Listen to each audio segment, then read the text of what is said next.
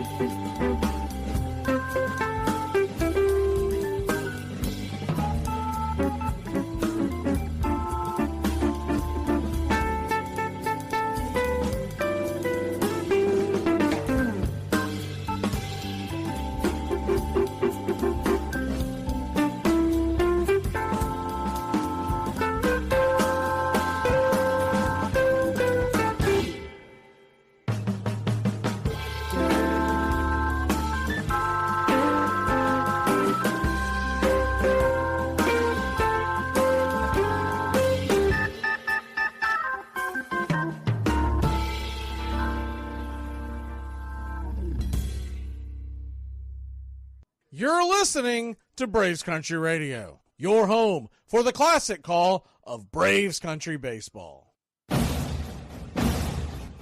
Hey Braves Country, this is Mac Magee with Braves Country Radio.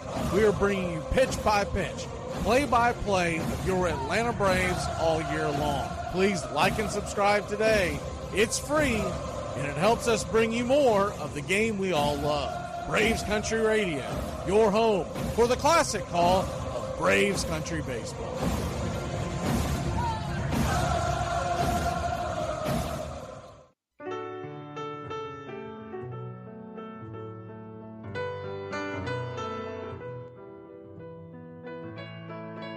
Casey at the Bat by Ernest Lawrence Thayer.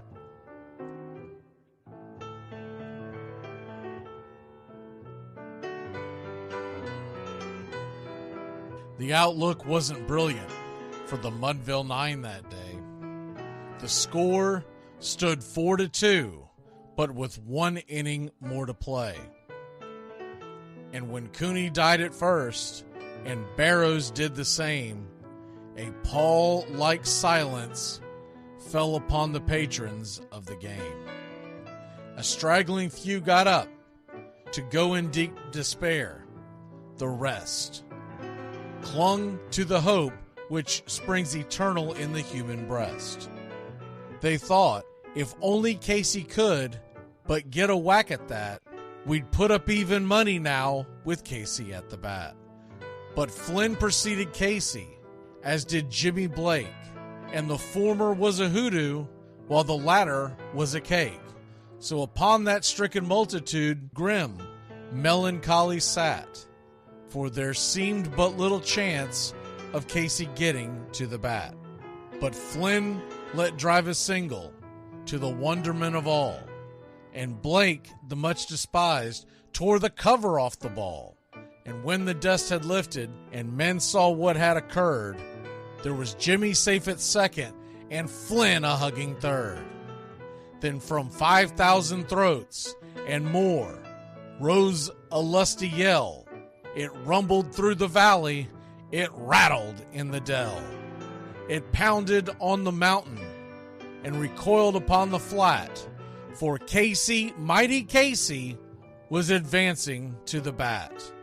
There was ease in Casey's manner as he stepped into his place.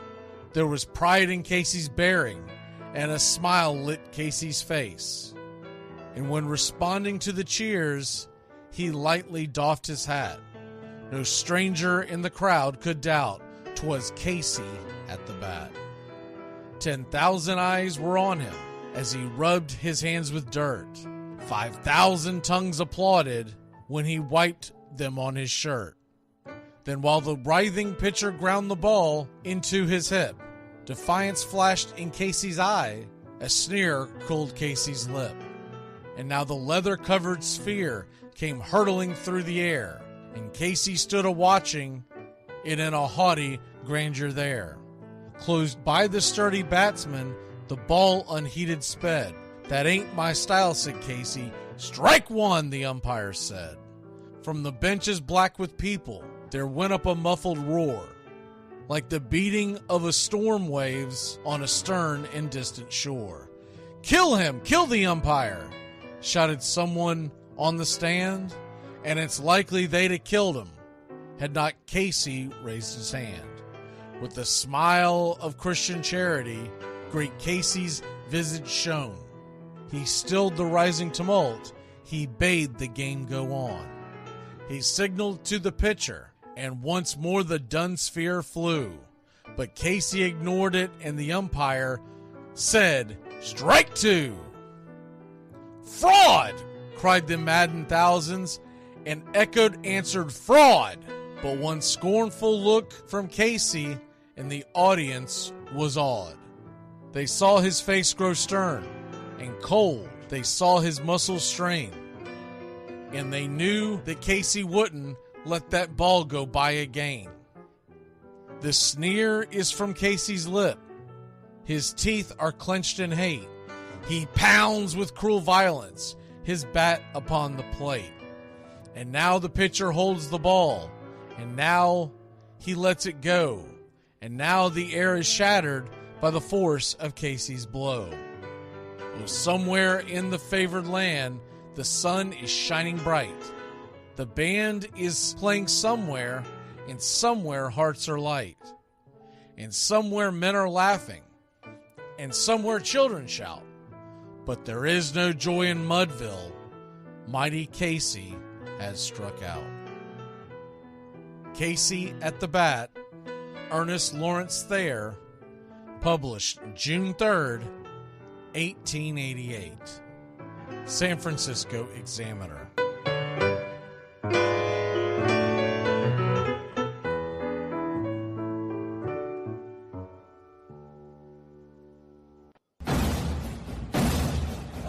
Braves country, I'm Mac Magee.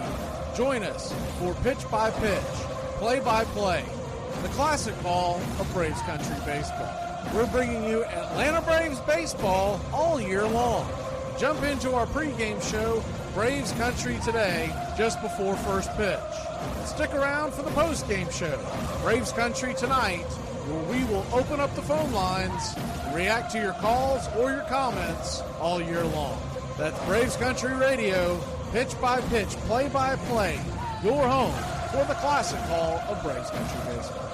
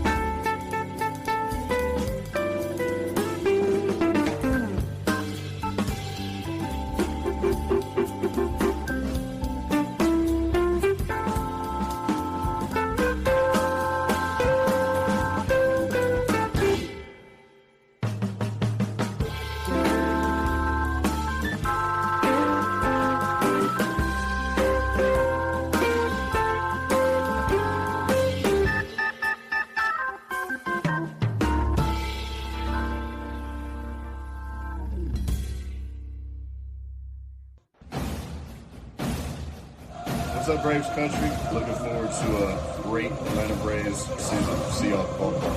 Love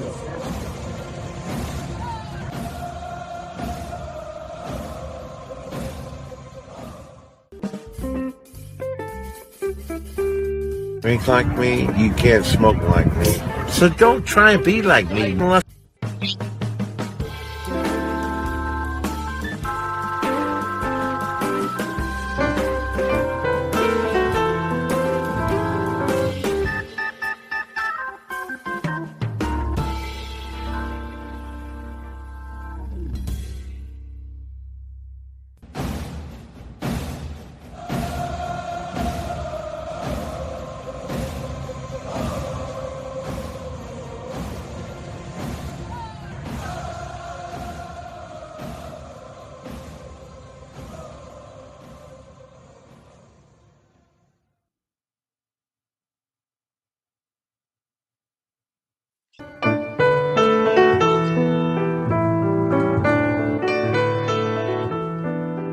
Lineup for Braves Country by DM Magee, 2024. A is for Aaron, the Hammer and Hank, the real home run king. Take that to the bank. B is for Bobby. Cox never cowered. He'd give Blue quite an earful on his way to the showers. C is for Chipper. Don't call him Larry. He would show up in Shea, the Mets he would bury. D is for David. Justice he'd bring. A Game 6 solo brought Atlanta their ring. E is for Eddie Matthews. 512 bombs away. Lit skies from Boston to Milwaukee to the A. F is for Fred. McGriff dog-biting crime. A fire was lit the day he arrived. G is for Glavine. Southpaw winds and kicks. Changing speeds east and west. A gem in Game 6. H is for Harry and his brother George Wright. The father of baseball, Boston pennants in flight.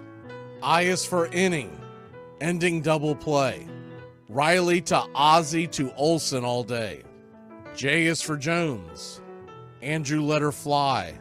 And his gloves in center is where singles would die. K is for strikeouts. Aplenty from Strider. The quads in the stash, getting swings from that slider. L is for Lopez. Javi to B-Mac. Travis and Smurf, we've been lucky to see that. M is for Mad Dog. He won 355. Could swat flies with the changeup and still bust you inside. N is for Necro. He got to the hall by bending and knuckling and floating that ball. O is for Otis. Old Nixon could fly. The catch at the wall baffled our eyes. P's still for Peterson. We were all rockin' pearls. With Eddie and Jorge, we were out of this world. Q is a quandary for why Dale is not in. Murphy MVPs again and again. R is for ranking. The top pitcher's lore. Remember Kid Nichols, 107 WAR. S is for Smoltzy. The big three in the hall. When the game's on the line, you give John the ball. T is for Tyler. Matzik and the gift of 2021, the entire night shift. U is for Chavez, but we say Uncle Jesse. The frames, the release, kept the batters guessing. V is Van Weeren. Skip Carey 2. Don Ernie Joe, the tales from the booth. W is Warren. Spawn Johnny Sane. They'd ride him in Boston and then pray for rain. X is Mazzoni. Yeah, X marked the spot. Leo rocked next to Bobby and his pitchers stayed hot. Why it makes us feel young. The game's main appeal.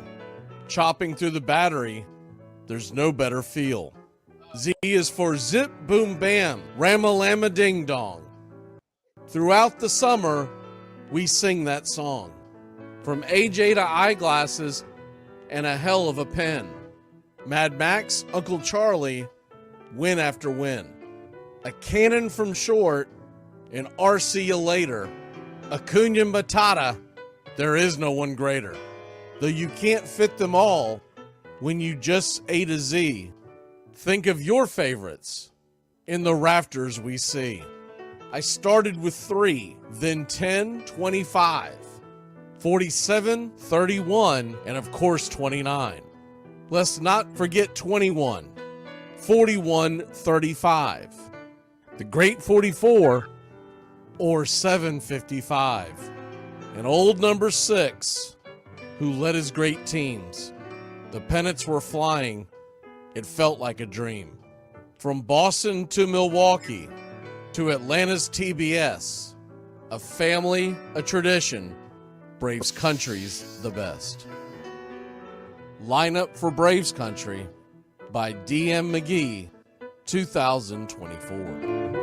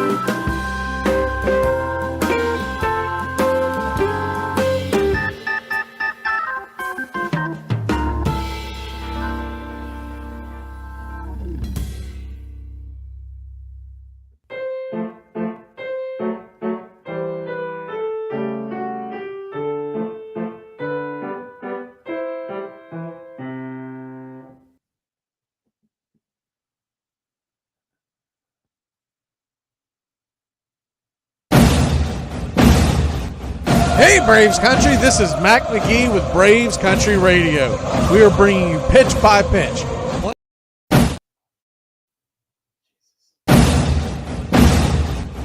Hey Braves Country, this is Mac Magee with Braves Country Radio.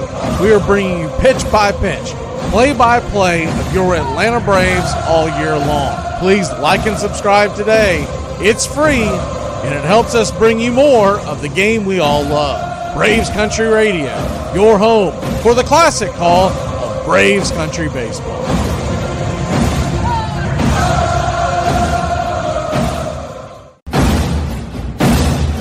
Hey Braves Country, I'm Mac Magee. Join us for pitch by pitch, play by play, the classic call of Braves Country Baseball. We're bringing you Atlanta Braves baseball all year long.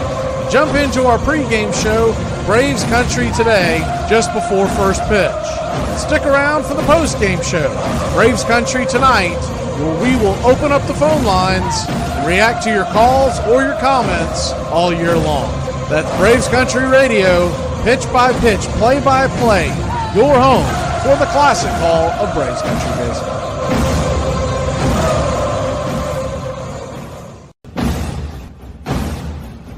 Join the Country Club today. The first month is free. You'll have access to badges, one-of-a-kind emojis to display your Braves pride throughout the ball game. You'll also get instant access to our video drops. Members-only chat, wallpapers, and more is on the way. Help support Braves Country Radio. Join the Country Club today.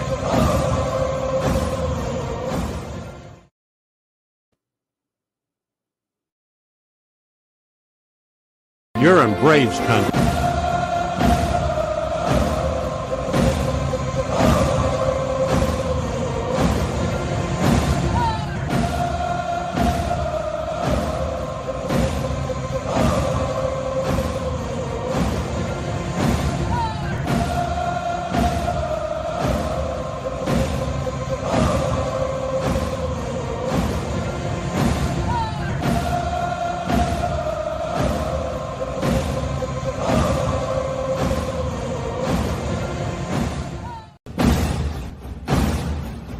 Join the Country Club today.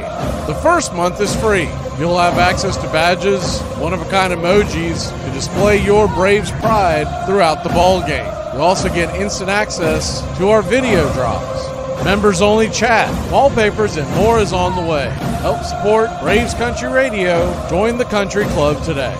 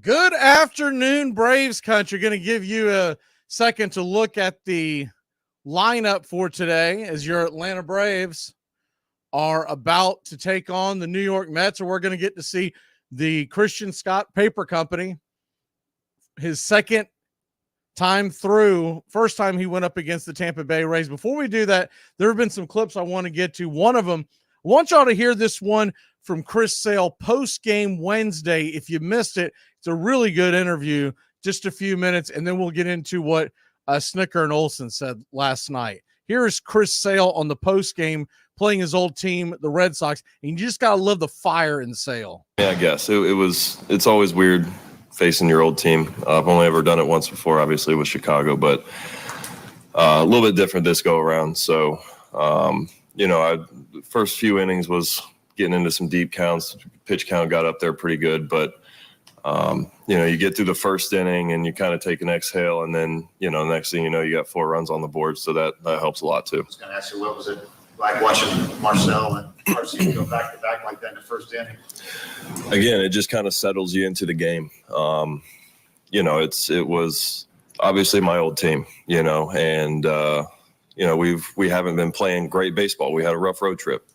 Obviously we took one yesterday, which was nice, but that kind of put the exclamation point of like, hey, we're kind of back, offensively. So, and again, it just, as a starting pitcher, you get a 4-run cushion, running out for the second inning. That helps a lot. When you mentioned it was just, you've done it facing Chicago with Boston, but it was a little different. You mean just because of the memories you had in Boston or the people?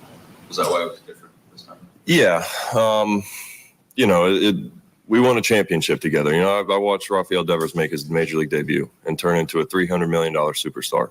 I was watching Cutter Crawford at FGC. That guy's like a little brother to me. Even Nick Pivetta, we had some offseason. He lived down in Southwest Florida, and we had an entire offseason together. And the list goes on and on, and I could sit here and talk about AC for the next 3 hours. So, it is different. There were a lot of great plays behind you tonight. How comforting is it as a starting pitcher when you can get that type of defense infield and outfield?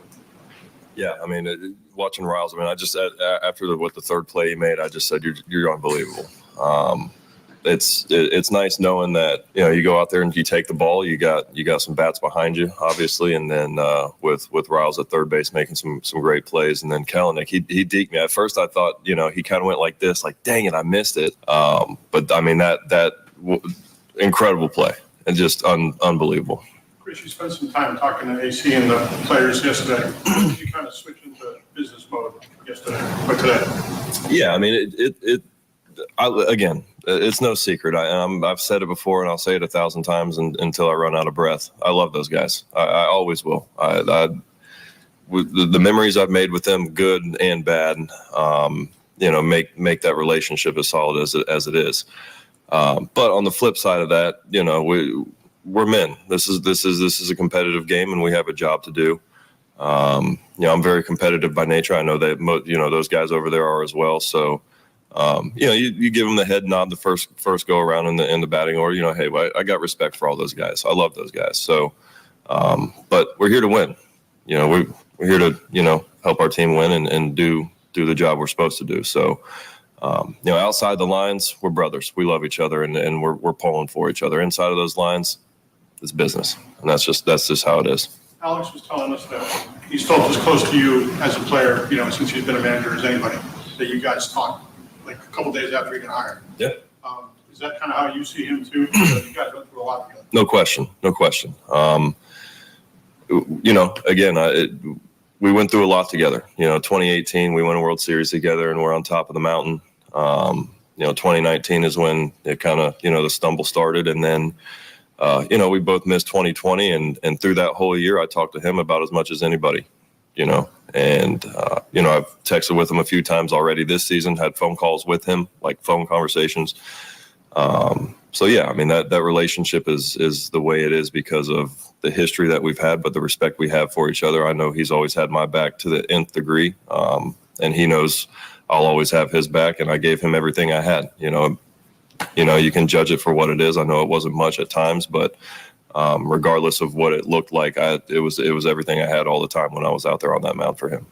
Chris, what Marcel was doing? I know to watch him as a teammate. And you weren't here last year. About a year ago, it looked like his days here were about they were about maybe to release him. And what he's done, what he did the rest of last year, and he's now leading the majors, I think, in homers and RBIs. Just speak to what he's accomplishing in that lineup right now. It's unreal. He's, again, like you said, he's setting records, and just, who he is as a teammate. He's the fun guy to be around. Everyone, he's got like a magnetic field around him. You just want to be around him. He's a fun guy to play with. He keeps the energy up in the clubhouse, in the dugout, on the bus, on the plane. Like, it doesn't matter where you're at. You just want to be around that guy. And, he went through some struggles last year, and I saw it from the other side. And to be able to overcome that, it's not easy. This game is hard, and people can be tough on you as well.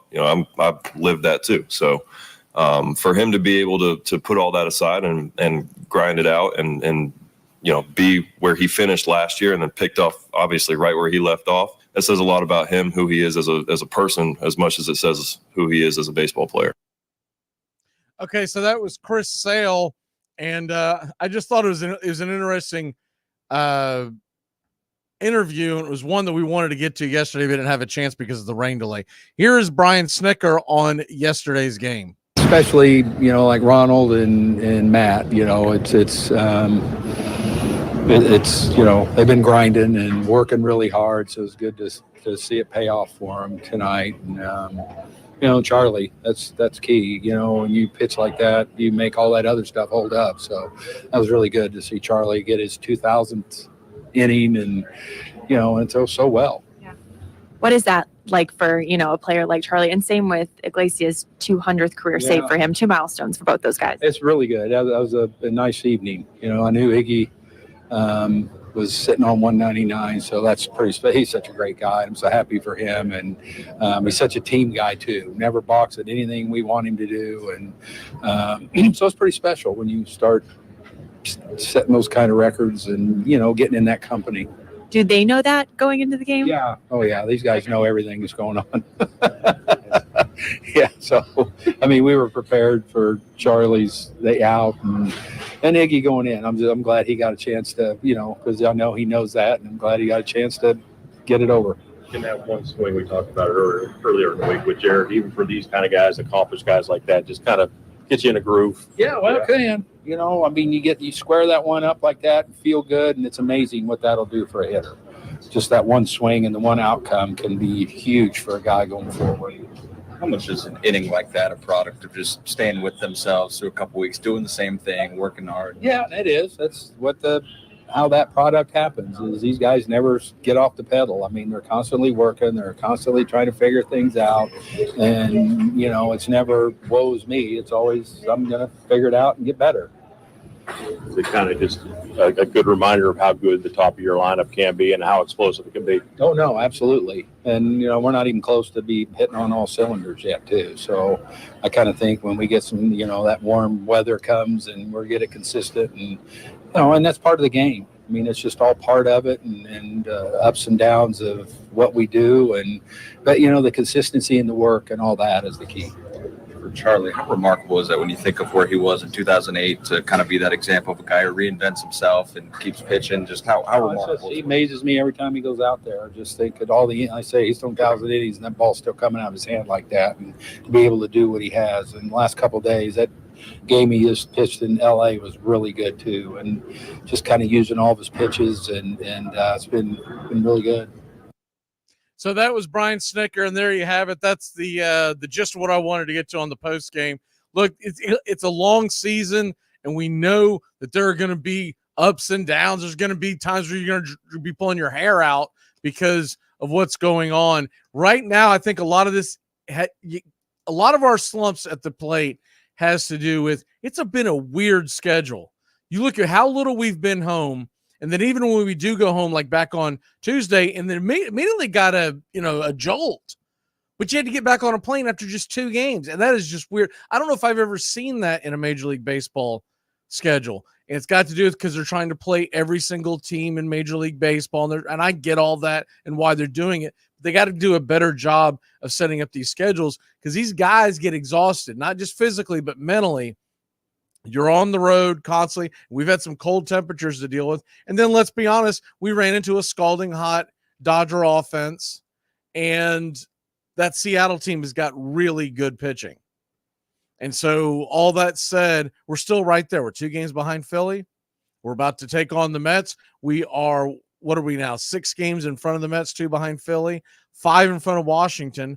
The Nationals keep playing really good baseball, and we're going to get set for pitch-by-pitch, play-by-play of your Atlanta Braves. One note, Paul Skeens make his Major League debut today. It's a very hype thing. We will keep you updated. I do have a monitor on that, so you'll know what's going on with Skeens, and we'll try to keep you up to date with that as much as possible.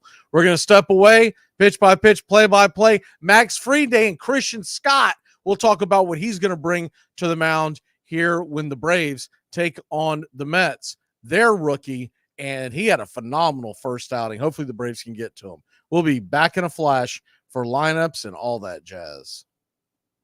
Like me, you can't smoke like me. So don't try and be like me. Let's party together.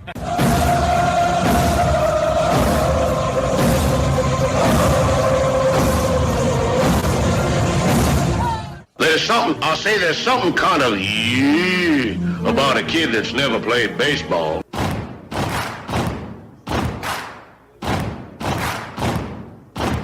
Baseball is a beautiful thing.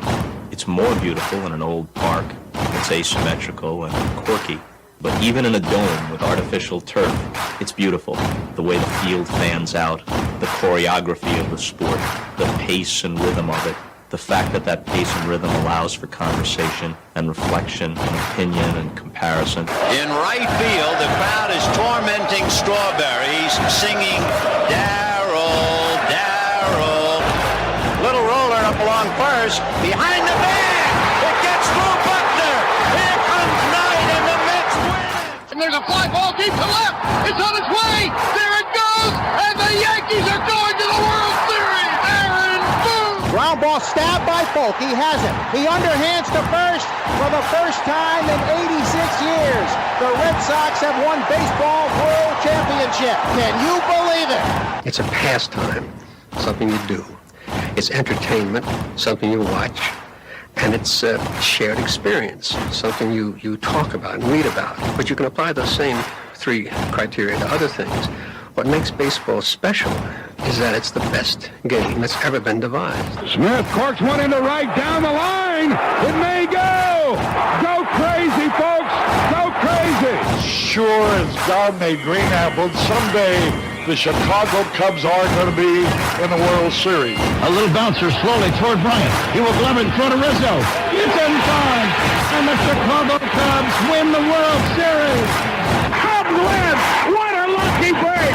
The good Lord wants the Cubs to win. How can you mechanics about baseball. If baseball is about caring, about loyalty and rivalry.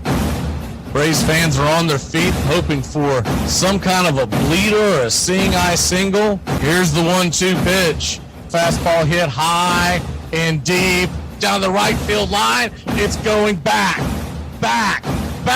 Is it fair? Is it zip, boom, bam, it's gone. Ram-a-lam, ding dong, a 3-run shot, and your Atlanta Braves have taken a 1-run lead. A banger, and she's gone, baby. There's a very peaceful thing. It was created and played in pastures and meadows. There's grass, there's outdoors, there's everything that people thought was American and feel about America you get in a ballpark. And it's the wonder of walking through that dark tunnel and seeing a huge open space where men play the little boy's game.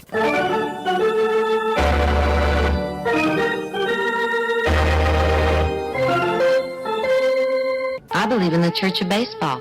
I've tried all the major religions and most of the minor ones. I know things. For instance, there are 108 beads in a Catholic rosary and there are 108 stitches in a baseball. I prefer metaphysics to theology. You see, there's no guilt in baseball, and it's never boring. It's a long season and you gotta trust it. I've tried them all, I really have. And the only church that truly feeds the soul day in, day out is the Church of Baseball.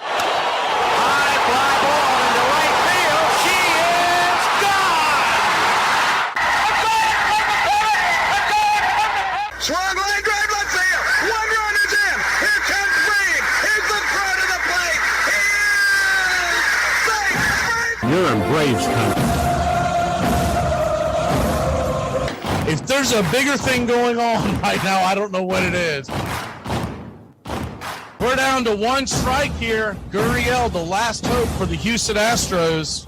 Here's the 0-2 pitch. Swung on, bounced over to Dansby. Dansby fires it over to first, and here comes the dog pile. Fire the cannons in the battery. Do the chop all throughout Braves country. Pop that top. Your Atlanta Braves have won it all.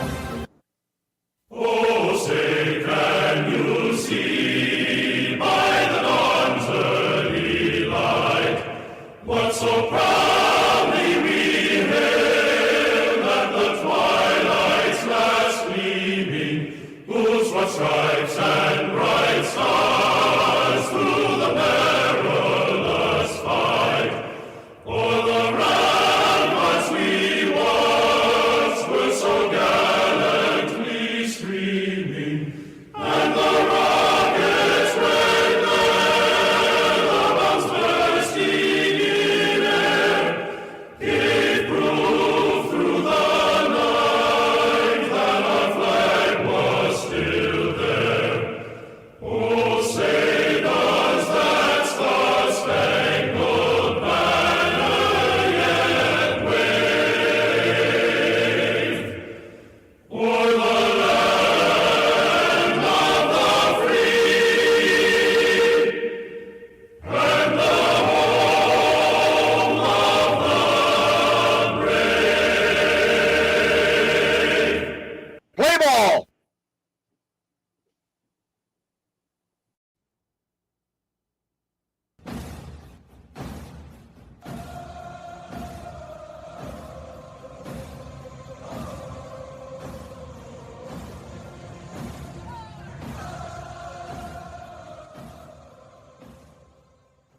Down a beer?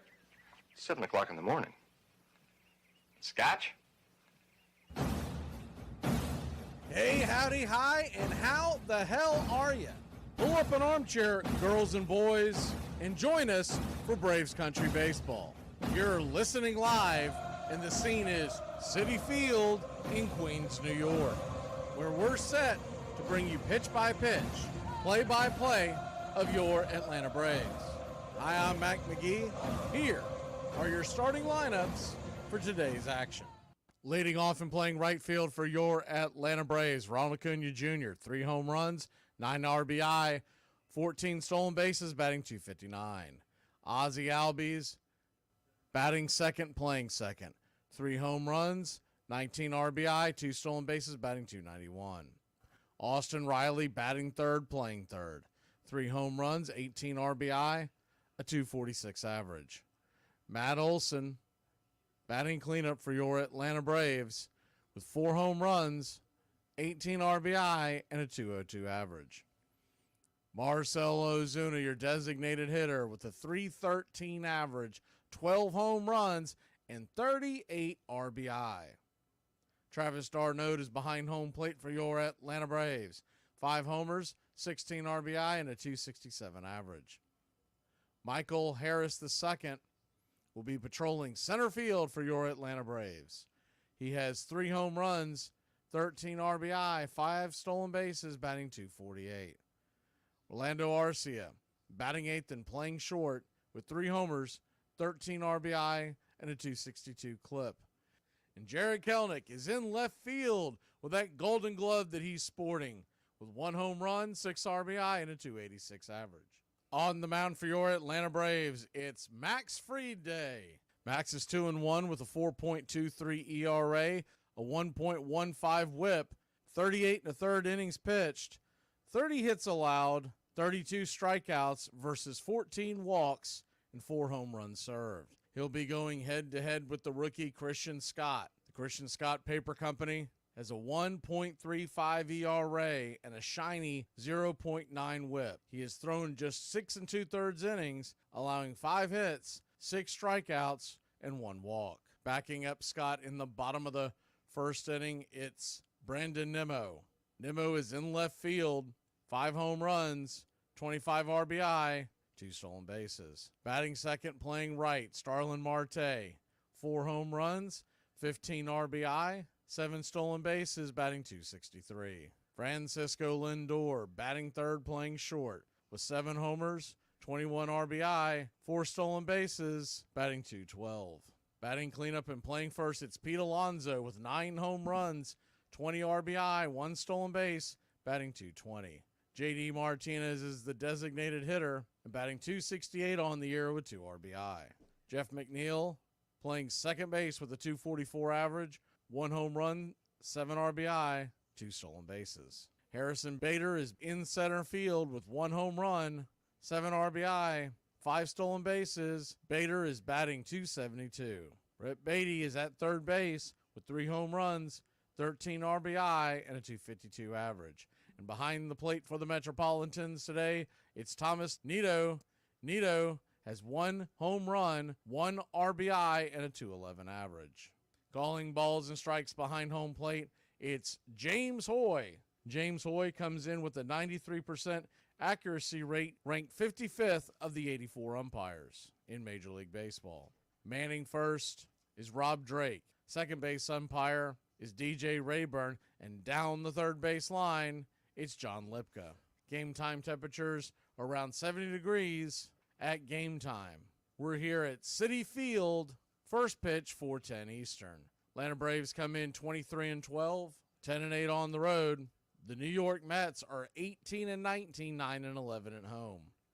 Atlanta Braves are minus 155 on the money line. The over-under is 7.5. Well, it's about that time. Grab you a cold one. Find you an armchair. It's Braves Mets, game 2 of a 3-game set. Atlanta looks to take this game and take the series, set themselves up for a possible sweep on Sunday night. Country Club family, get those tomahawks warmed up. Get your game face on, Braves Country.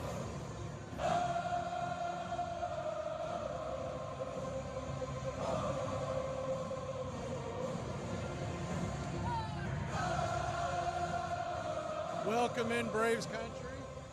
If I forget because we're doing it differently, remind me to change the view on the screen sometime in the first inning, probably middle of the first, probably, because the one that we like to use that shows all the detail and looks pretty sharp, they never tend to populate correctly until we get about halfway through the first inning. So I don't like starting with that because it's a bunch of nonsense that they I I don't know, don't have their act together is the best word for it. But anyways, we are just about set for pitch by pitch, play by play of your Atlanta Braves. Get this bus moving. Stop. Come back. Too late. Roll call! Yeah! Roll call! You're in Braves country. Good evening, Braves country.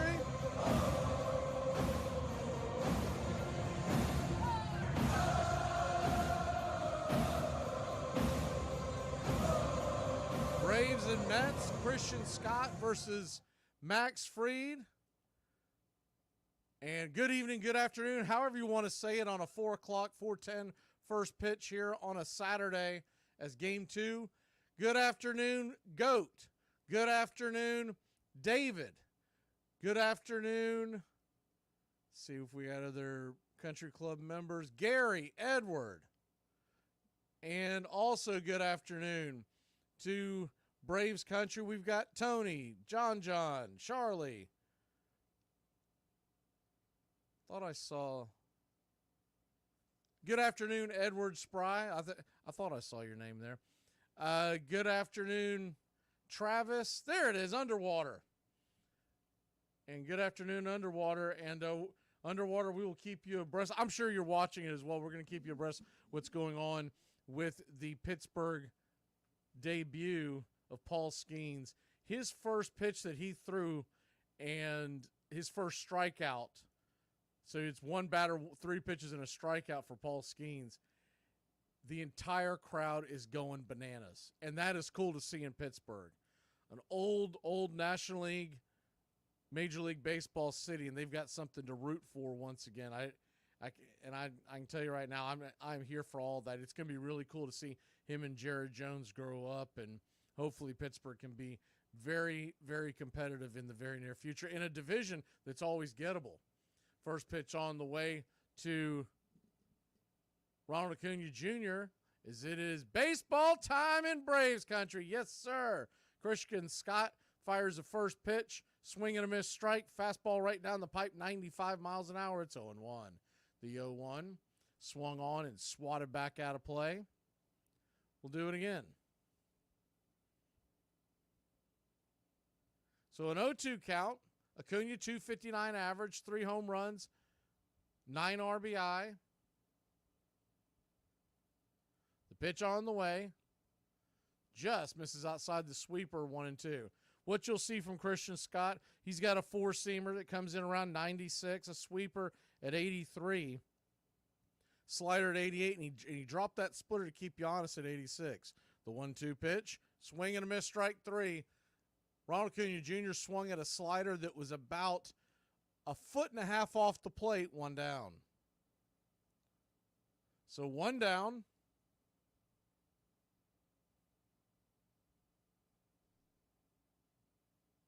Ozzie Albies will be coming to the plate. Ozzie, righty-lefty matchup.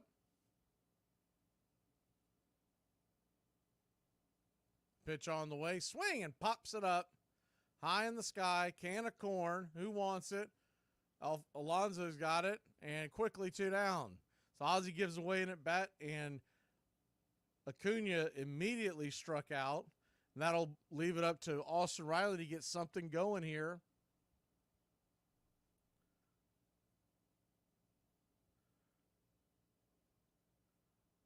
Braves nothing, Mets nothing.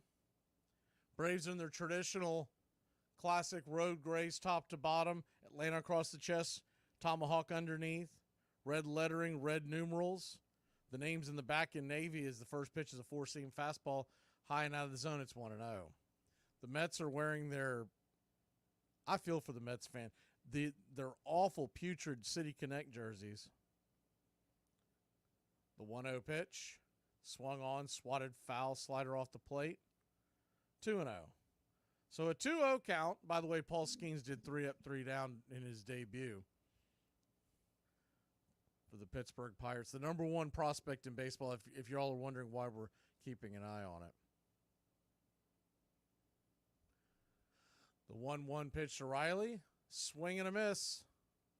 1-2. So a 1-2 count.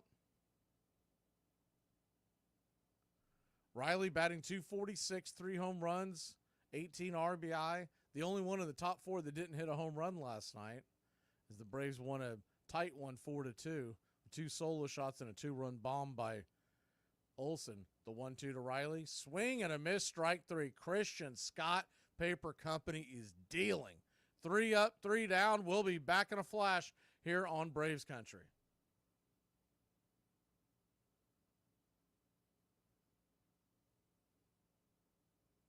Look, I don't mean to be rude, but I'm tired of talking to you. As that'll bring Austin Riley to the plate. Austin Riley had the big home run earlier. And Austin Riley, lifetime, is 0 for 2 against Trina. In Atlanta, a single could win this game. Austin Riley stands at the plate. Peterson is on deck. Jock Peterson, by the way, is 2 for 4 lifetime versus Trina. Here's the swung on, and it is roped down the line. It's going to rattle around, and oh, baby boy, here comes Ozzy Albies. He's going to score. The Braves walk it off in fine fashion. Oh, my word, the first pitch, and it is absolutely scooping it down the line. How about that? What do you want?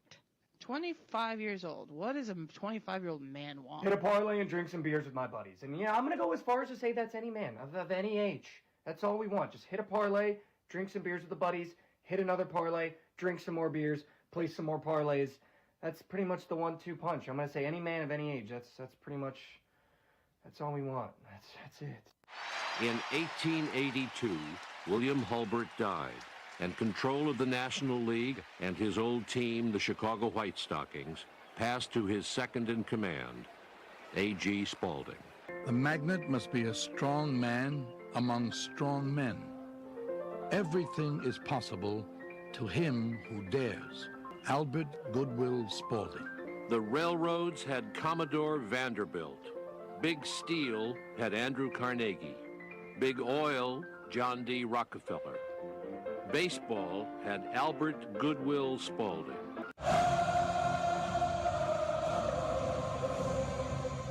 Welcome back, Braves Country Baseball. Max Fried goes to work. The first pitch, 92, just kisses the black inside to Brandon Nimmo.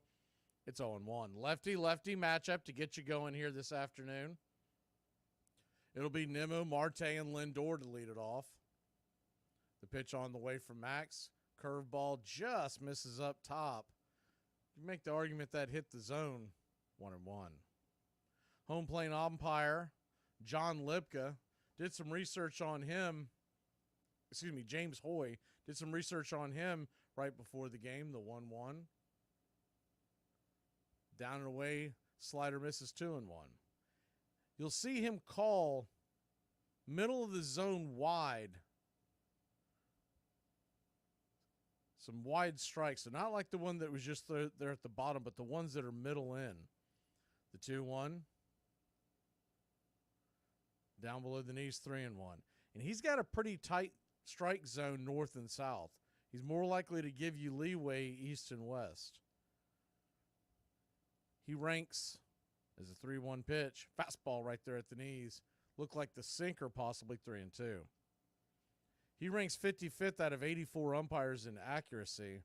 So just below middle of the road. About a 94% accuracy clip. The 3-2 pitch swung on, lifted high and deep into right field, drifting back, making the catch. I said right, I meant left. Is Jared Kelenic. 1 away. So 1 down. Let's see if the other screen has straightened out by now.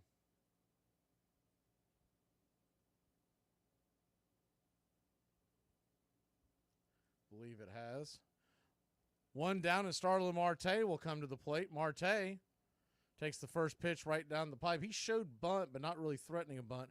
More just showing that he was taking the first pitch. 90 right down the pipe. It's 0-1. Lefty, righty. Marte batting .263, the pitch. Kind of a check swing, half-hearted swing off the edge at the changeup, 0-2. Standing on deck is Lindor. The 0-2. Rocks and fires. Sinker misses inside 1-2. I don't hate the Mets City Connect helmets, the hats. It's got the Brooklyn Bridge there. That's pretty cool. The 1-2 pitch. Down and away. Change up missing 2-2. But the jerseys themselves, for those of y'all listening on radio, they're gray, almost like an ash gray steel color, the 2-2 pitch. Swatted foul, fisted over the first base side. We'll do it again. They got NYC in big letters on the front. White pants, gray tops, written in blue, outlined in orange. It's just, I don't know. They kind of look like a bad softball jersey. The 2-2 swung on, lifted into center field. Coming in is making the catch is Michael the Hawk Harris, 2 down. He didn't have to go very far. The ball looked like it might be dropping, but it stayed up. Just drifts in and makes the snag. So 2 up, 2 down, and that'll bring Lindor to the plate. Max has his druthers. He won't see Alonso until the second inning. The Braves are playing a very hard left shift.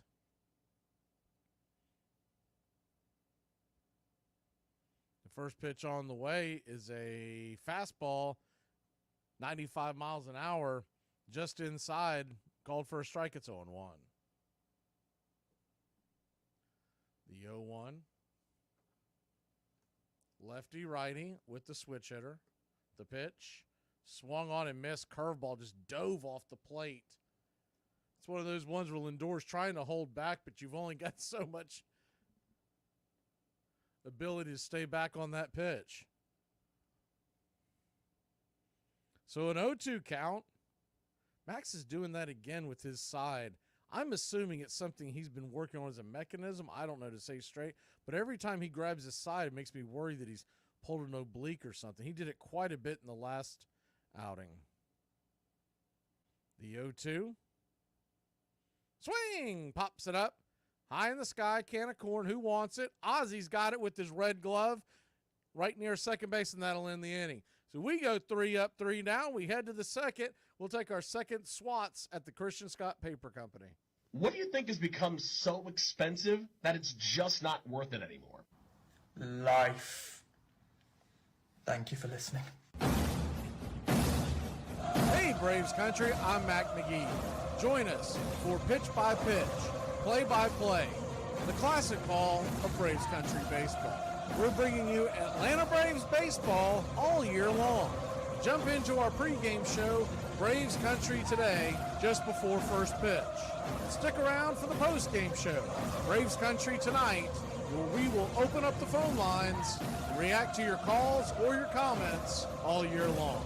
That's Braves Country Radio, pitch by pitch, play by play, your home for the classic call of Braves Country baseball.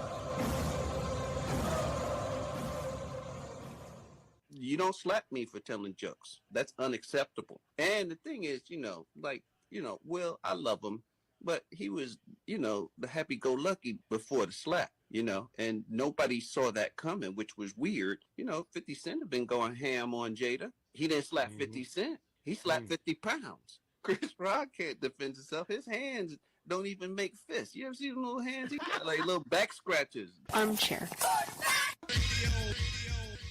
Albert Goodwill Spaulding. He had been the finest pitcher of the 1870s. He learned his baseball from Harry Wright, who had paid him $1,500 a year to pitch for the Boston Red Stockings. In 1876, he left Boston for Chicago, lured by William Hulbert's offer of a $500 raise and 25% of the gate. But Spaulding had still bigger things in mind. At age 27, he stopped pitching entirely to become a full-time promoter of baseball and himself. Welcome back to Braves Country Baseball. Your Atlanta Braves step to the plate. It's Matt Olson. He takes 95 inside Misses. It's 1-0. Scott just threw 9 pitches in that first inning. The 1-0. Rocks and fires. Swing and a miss. 94 right at the knees. Blew it on by him. It's 1-1. So a 1-1 count. Matt Olson getting off the schneid last night if you missed the game. Olson hits his 4th home run of the year into the bullpen in right field. The 1-1. Pops it up. Will it stay in play? Nito chasing back. Just bends out of play. About 3 rows back behind home plate. We'll do it again.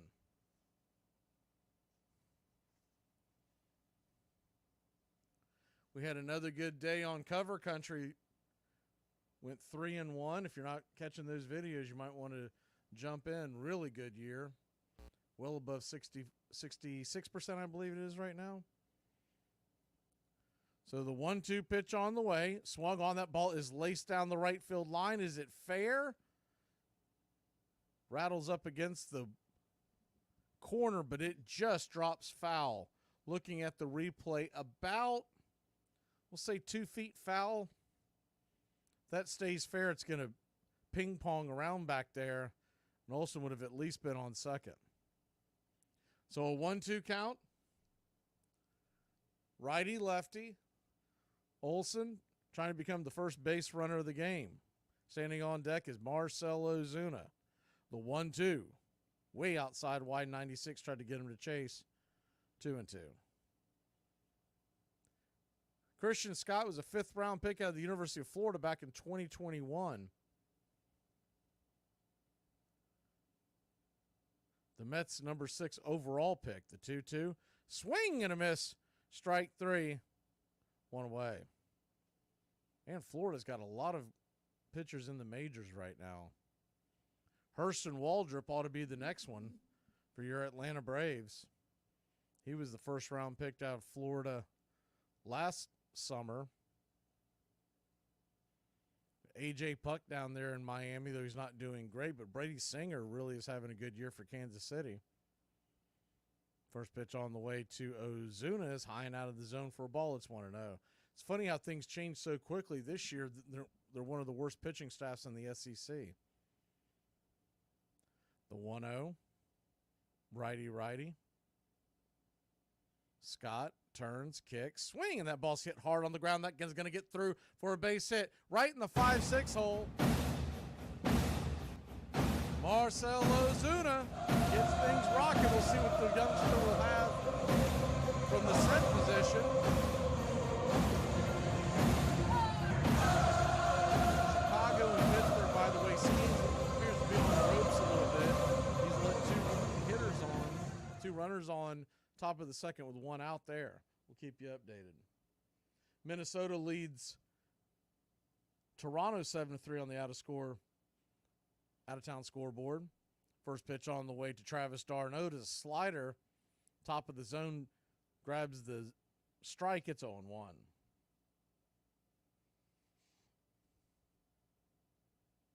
Righty. The 0-1. Slider just misses outside, but called for a strike. It's exactly what I was talking about. I went back and reviewed about the last 4 games of home plate umpire James Hoy, and he will give that wide strike that's about belt high on the opposite side of the plate. The 0-2. Swung on. That ball is laced over to second. It's going to be an easy 6-4-3 inning-ending double play. No doubt Travis reached for that pitch because of the poor call that was given the play before. They will not challenge it. We'll be back in a flash. Hey, how do you make friends so easily online like you do? Oh, it's easy. I'm a train wreck and people like to watch. Hey, Braves Country. This is Mac Magee with Braves Country Radio. We are bringing you pitch by pitch, play-by-play of your Atlanta Braves all year long. Please like and subscribe today. It's free, and it helps us bring you more of the game we all love. Braves Country Radio, your home for the classic call of Braves Country Baseball.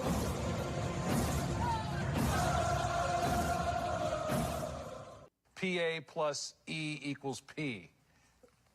this is simple for everybody. You have so much God-given talent, and you really can't control that. You can control your effort and your attitude.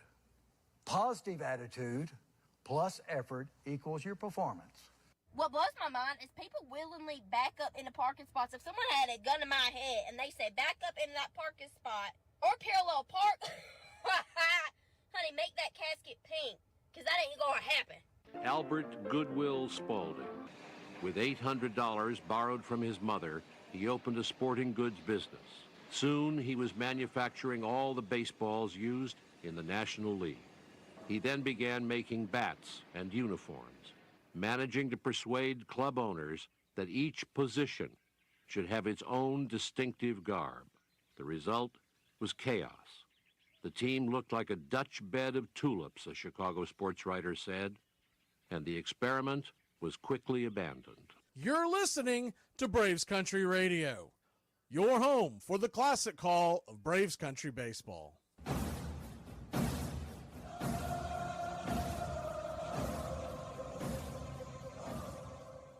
Welcome back to Braves Country Baseball. Atlanta Braves lead this one.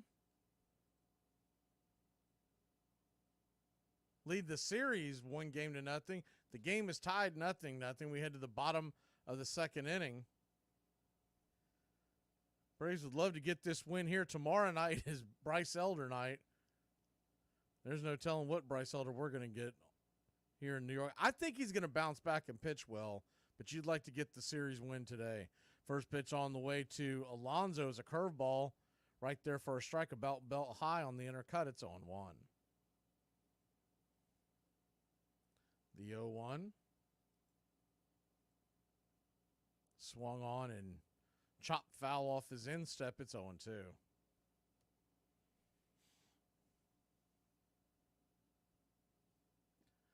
Believe the Mets Taijuan Walker, but I'm going to have to double check that. So an 0-2 count.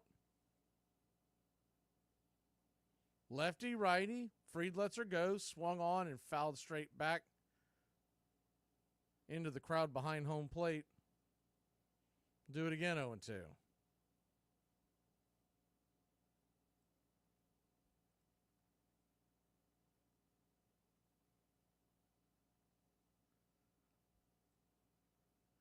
The 0-2, swing and fists it foul right behind him. Man, that really ate him up.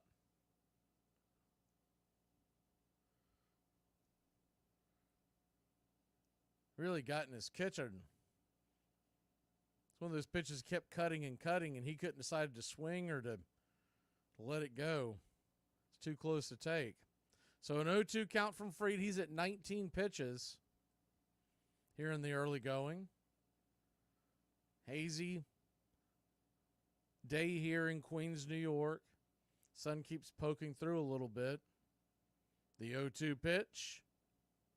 Swung on, lifted high and deep into center field, going back on the track. Making the catch is Michael the Hawk Harris. He had a long way to go. Alonso thought it was gone. When he swung, he did a little giddy up and a hop and started strutting towards first base, and then realized that ball was not leaving. Probably hit it in the deepest part of the park you can hit it. Alonso's shaking his head as he's heading back to first. Heading back to the dugout past first. First pitch on the way to J.D. Martinez, batting .268. It's outside wide for a ball. It's 1-0.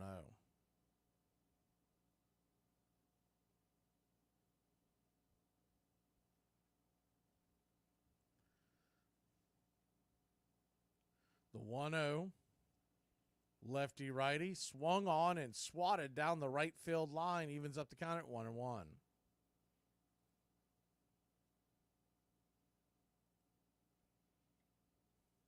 Same two teams at it tomorrow night on Mother's Day. Happy Mother's Day to all the mothers out there. The 1-1. Pitch on the way. Down and away, 2-1. So a 2-1 count. Happy special Mother's Day to my mom. She's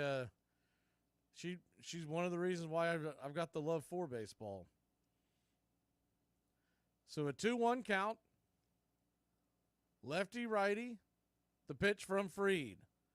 Just grabs the outer edge, 2-2. JD didn't like it, but once again, that's Hoy's game. He'll give the outer part of the plate.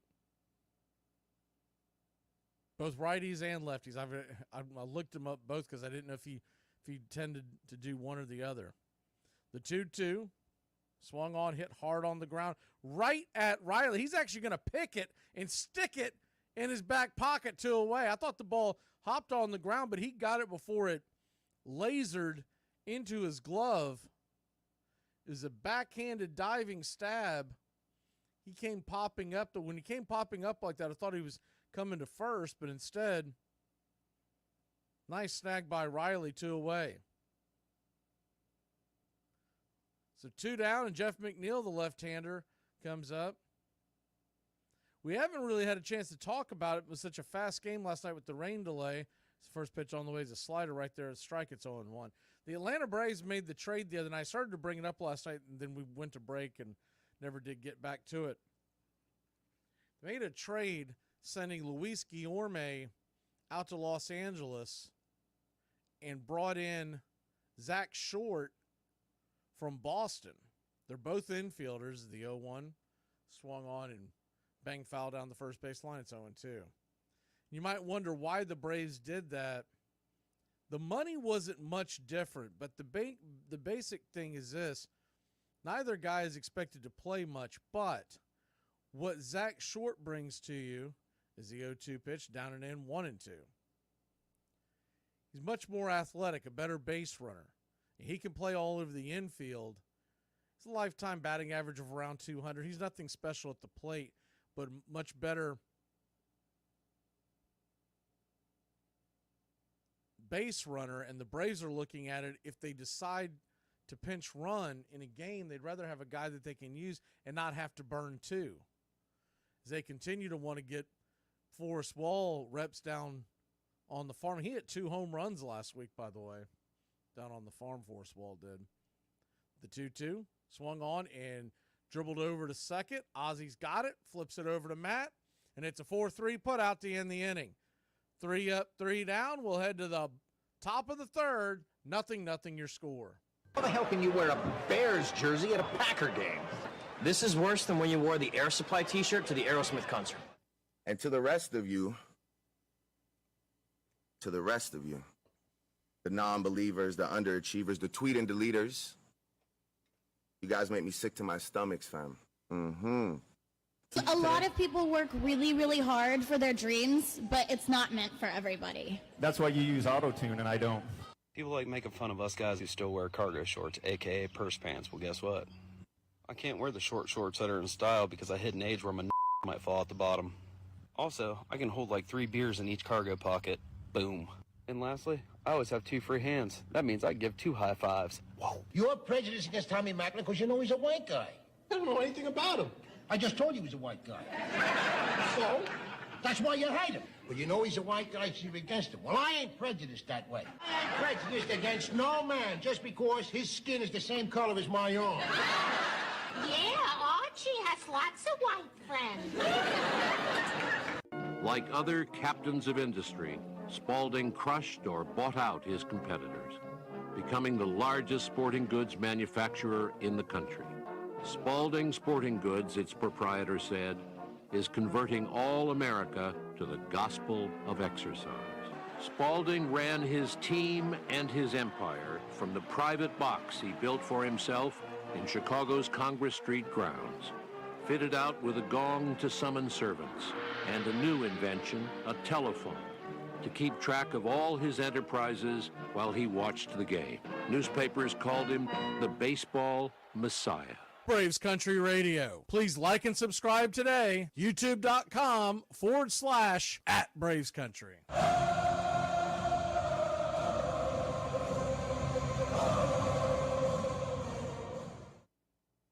Welcome back to Braves Country Baseball. Christian Scott, the rookie, will go back to work. Righty, lefty, Michael Harris, the second, Takes the first pitch inside for a ball. It's 1-0. Harris last night averaged 1.5 pitches per at bat. Good to see him taking the first one here. The 1-0 to Harris. Down and in. Nowhere near the zone 2-0. You know, scouts, teams, they start noticing that, and they'll start throwing every pitch off the plate, see if he'll chase. So a 2-0 count. They set up outside. Pitch swung on. That ball is swatted into left field, and that's going to get down for a base hit. And how about that? Michael Harris II takes a couple of pitches. He gets one he can handle, and it's 1 on. Nobody out. And the Magic Kingdom is coming to the plate. Orlando Arcia. Good swing by Harris. Stuck with it and just rifled it into left field.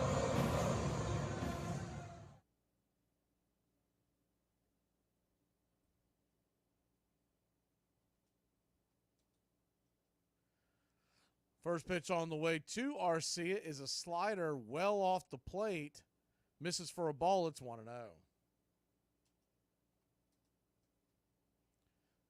The 1-0.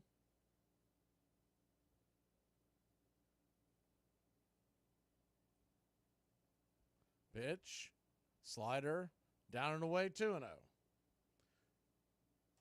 So a 2-0 count.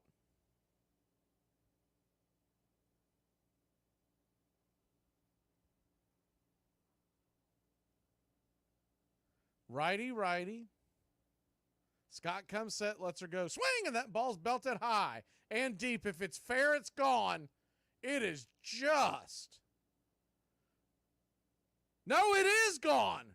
Holy cow, I thought it bent inside the pole. It went around the pole, and your Atlanta Braves have a 2-0 lead. How about that? I saw a Mets fan getting the souvenir and jumping up and down in the back. Orlando Arcia later. 412 happy feet. 106 miles an hour off the bat, and it's 2-0 hot Atlanta. So there's a Mets fan in the back that got the ball and was jumping up and down, and I thought he was jumping up and down because it was a fair, a foul ball. First pitch on the way to Kelnick is fastball outside high and wide. It's 1-0. Guess he was just happy that he got a souvenir. The 1-0. Swung on and fouled straight back. It's 1-1. It was a really close ball that just hooked inside the foul pole and went behind the foul pole. And there was a Mets fan wearing their Mets home whites jumping up and down. I thought he was happy that they missed the home run. No, he was just happy that he had a souvenir.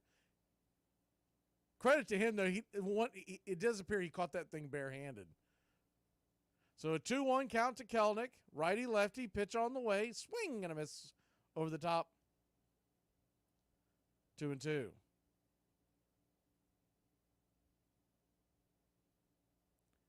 So a 2-2. Scott kicks and fires. Down and away, splitter misses. Ball 3-3-2. I'll be interested to see how the Braves, when they come through the lineup the second time, realize nobody has seen this kid pitch before other than video that they've studied. They see him the second time. How will he affect it? The 3-2 pitch, four-seam fastball, caught looking, strike 3. Kelnick doesn't like it, but I will say that was a strike, went away. He might have been barking at the pitch earlier, barking about the pitch earlier, because he did get one called wide again, as James Hoy's known to do. He may be saying it can't be there a strike and out there a strike, that part is fair. First pitch on the way to Acuna is a slider on the outer edge. It's 0-1. Ronald Acuna Jr. hit a home run last night, a mammoth shot. He's 0 for 1 with a strikeout today. The 0-1, rocks and fires, outside wide, 1-1. So a 1-1 count.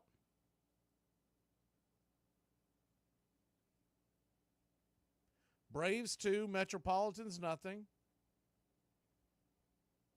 Scott comes set, kicks, fires, down and in. Did he go around? They're going to check first base umpire. Rob Drake says that he did. 1-2. Hate the Drake. So a 1-2 count. Defense is shifted to the left. Big hole in between second and first. The 1-2 pitch. Tried to get him to chase the slider, but that one was well off the plate. Even too wide for James Hoy to call that one a strike. Braves 2, Mets nothing. Top of the third inning.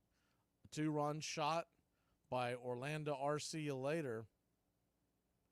The 2-2 pitch. Caught looking, strike 3, 95 off the plate. Well off the plate. Acuna shakes his head, points to the spot, and he's calling it extremely wide. The thing is, when you know that, you're going to have to swing at that. Now, if I did my research and I figured that out, there's no way the Braves don't know that James Hoy calls the game that way. First pitch on the way to Ozzie Albies is swung on and roasted down the right field line. It's 0-1. All this information is available to you. You just have to dig and look for it. And once you get to this spot, so this is his 9th game of the year behind home plate. That's a pretty healthy sample size. The 0-1, inside slider misses. Almost gets Ozzie. Had to dance out of the way a bit. It's 1-1. So a 1-1 count. Righty-lefty. Open stance for the Wiz. The pitch. Down and in, 2-1. Still scoreless in Pittsburgh, but the Cubs do have a guy on threatening again.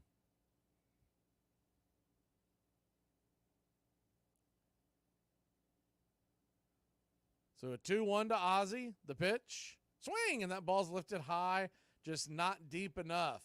It's going to damn near bring rain before it drops into the glove of Marte in right field.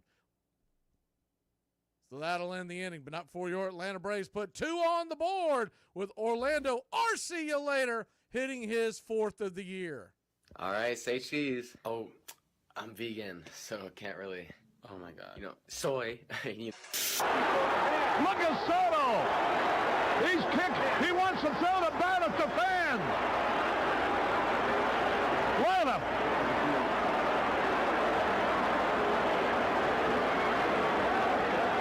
That's his manager pulling him away. Boy, how bad is Jody Davis hurt? A fan threw a beer at Mario Soto, and that incited him. He grabbed a bat and wanted to go after the fan with a bat. I tell you the truth, my wife and I, we never have sex. Now, we get undressed, we can't stop laughing, you know? Hey, I'm from an era where we turn everything into a cook. Say what you want, but the salsa glass be making some good salsa water, boy. Yeah, you finish with a little jar of pickles. Boy, put some Kool-Aid in there. You use all the ragu out the glass jar? All right, put some soda in there. It's a glass container is empty and it becomes a reusable glass container. Shoot, you having company? Peel that paper off. Oh, y'all fancy over here. This a fancy glass. Spalding led his White Stockings and a pickup team of all-stars on a round-the-world tour to spread the gospel of the great American game. We are up at breakfast early as we are to start at 10 o'clock for the pyramids. Camels and donkeys have been secured for the party. The ball players in uniform, as for the first time the Sphinx is to witness a game of baseball. After lunch, we have photos taken at the Sphinx and then proceed to play our historical game of ball with about 200 Arabs for an audience. They took more interest in the game than the average Englishman and did not once refer to it as the old game of rounders, you know.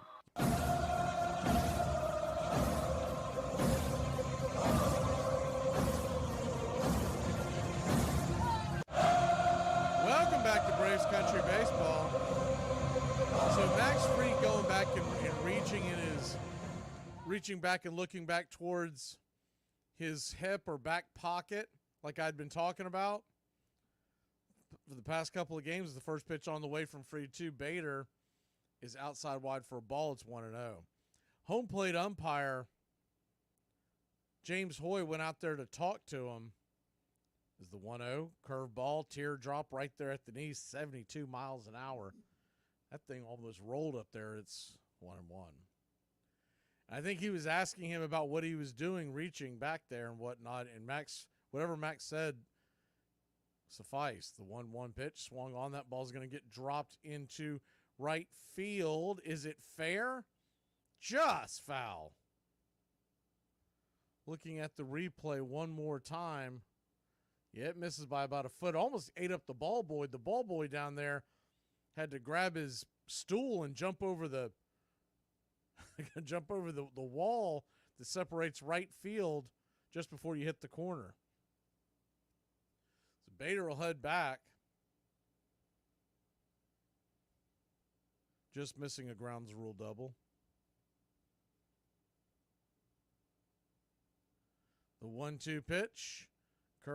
Curveball swung on, hit over to Arcia. Arcia rears back, fires it across the diamond. A laser from the Magic Kingdom. One away. It was a little low, but looking at the replay, man, Matt Olson can pick it on the bouncers over there. Now, he's had trouble, balls hit to him, but some of the low throws, he can absolutely pick it over there. I think Arcia sped that throw up expecting Bader with his speed to be a problem, but he still beat him by about a step and a half. First pitch on the way to Brett Beatty is swung on and foul back out of play. It's 0-1. The Mets have a giveaway, I believe, today. I think it's from today, and it's actually kind of cool if you're a Mets fan. It's their mascot in the 0-1, down and in, misses 1-1. They were showing it on the Mets broadcast.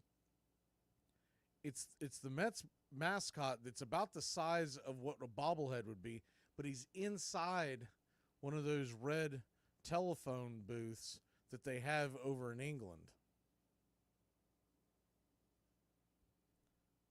The 1-1, chop foul down the right field line. It's 1-2. I believe that's a response to the Mets and Phillies are the London series this year. The 1-2 pitch, swung on, chopped foul off his instep. We'll do it again, 1-2.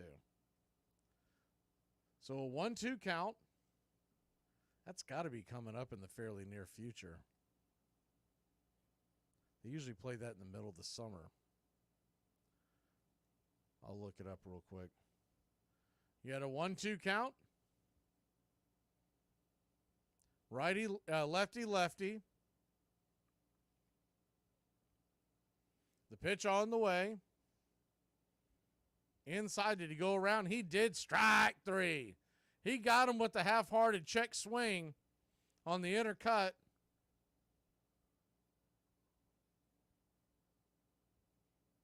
Pretty good pitch, just absolutely fooled him, and he couldn't hold up. Yeah, he definitely went around. I wasn't sure until they showed the side view. He absolutely went around.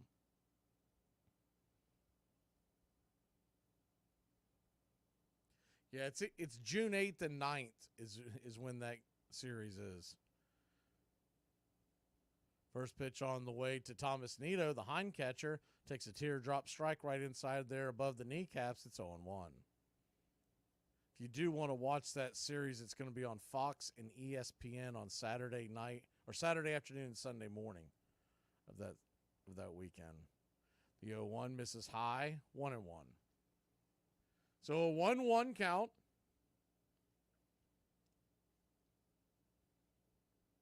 Fried kicks and fires. Four-seam fastball misses well out of the zone. Ball 2-1. I want to know when they're going to put the Braves-Dodgers over there. That to me would be a great series over in London. The 2-1. Curveball. Just misses up top. Ball 3-1. The ball flies over there, so whoever you send over there to pitch, don't send one of your top starters. Just send an innings eater. The 3-1 pitch. Outside wide, ball 4. So Max Fried loses one there. He'll head on down to first. 2 down, and the top of the order comes up.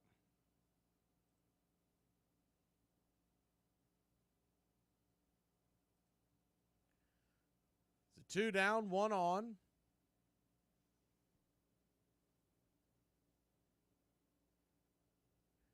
Lefty, and Brandon Nimmo steps in. The first pitch is down and away for a ball, 1-0, nowhere near the zone.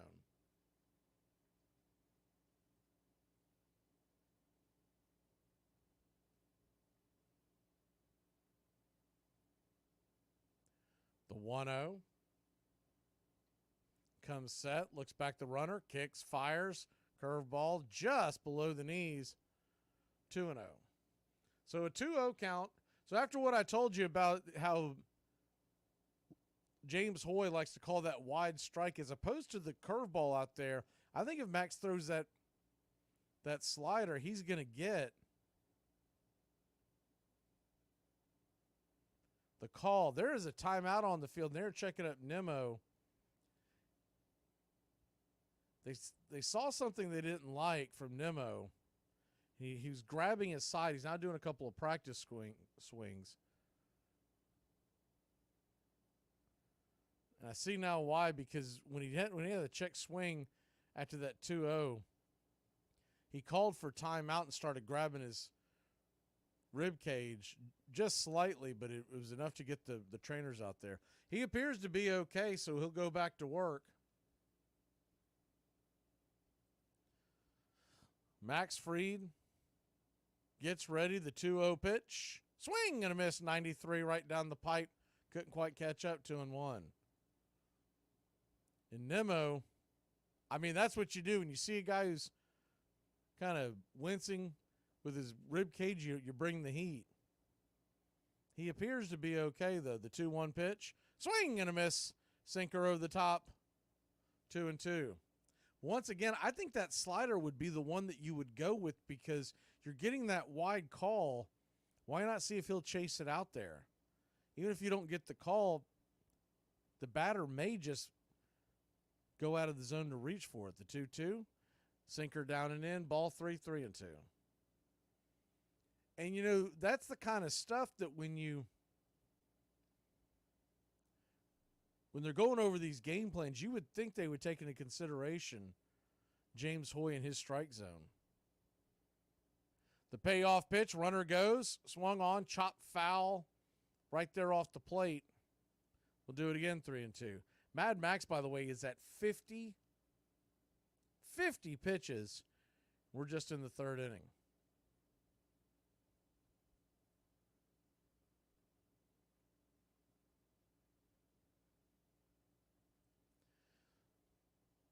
So Nimmo digs back in. Fried goes back to work. The payoff pitch. Down and away. Ball 4. Nimmo will head on down to first. Runners on first and second. And 2 outs.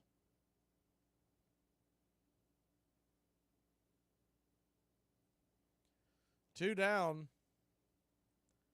That'll bring the right-handed bat of Starlin Marte to the plate. Not what Fried wanted. He's at 51 pitches. Here in the third, had been cruising along until he lost the number 9 hitter to base on balls. The first pitch on the way is down and in. Looked like he went around. They're going to check down to the first base umpire. And they said he did go around Rob Drake. Love the Drake. It's 0-1.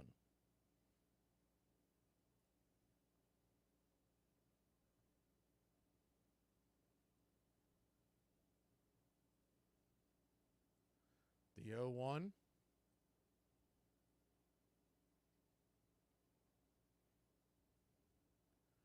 Fried comes set. Pitch on the way. Swing and a miss. Four-seam fastball underneath his hands. So it's 0-2. So an 0-2 count, and you'd love to get it out of the jam here. Runners on first and second, 2 outs. Braves lead at 2-0, bottom 3. The pitch on the way. Swing and a miss, strike 3. Good pitch by Mad Max. He dropped the slider in, and that'll end the inning. Mets threaten but fail to score. We'll be back in a flash. You come at the king, you best not miss. 1 strike they count to Gwynn, and the fastball inside, 1 ball, 1 strike. At first, second, and short. And Gooden catches the outside corner with a fastball. So it's 1-2. Curveball and hit foul down the left side.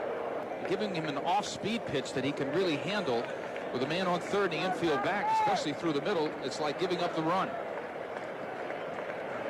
Goes back to the fastball, and it's fouled into the stands. So shortstop or to the second baseman. And the fastball for a ball. It's 2-2.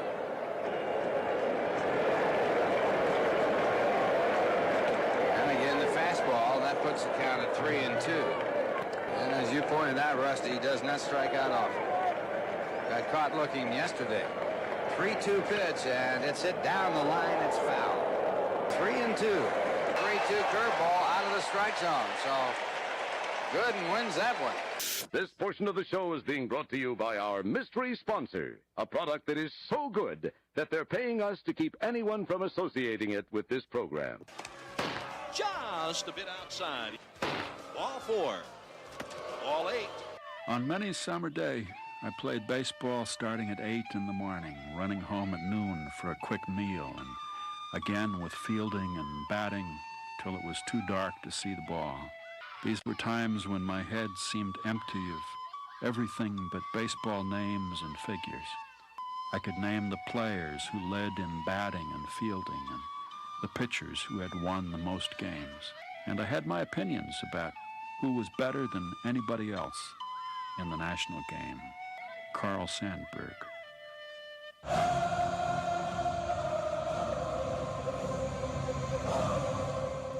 Welcome back to Braves Country Baseball.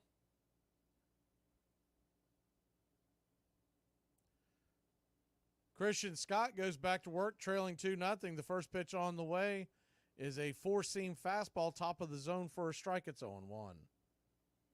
Braves 2, Mets 0. Both runs coming at the hands of a 2-run home run by Orlando Arcia last inning. The 0-1 to Riley, swung on and banged foul over the first base side, out of play, 0-2. That was a sweeper that he missed with up top.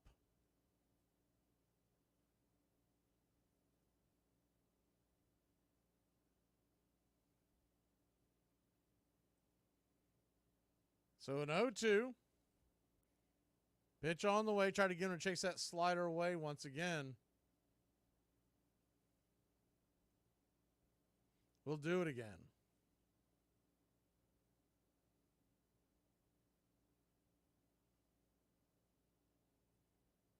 The 1-2 pitch. Inside, almost gets him. Splitter.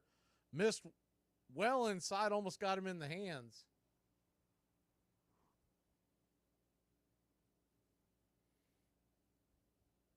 Christian Scott Paper Company's at 45 pitches. So pretty manageable so far. The 2-2 inside, 4-seam fastball, 3-2.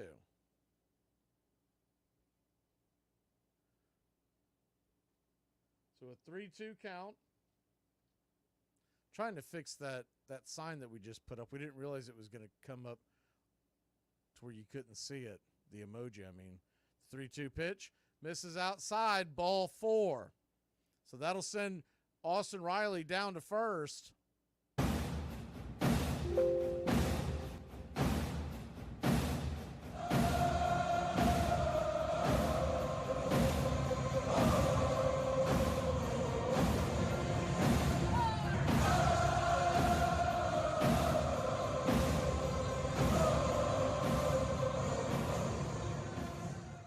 That'll bring Mr. Matt Olson to the plate. The first pitch is a 4-seam fastball. That one almost gets him in the hands. That thing was too close for comfort. It's 1-0. The 1-0.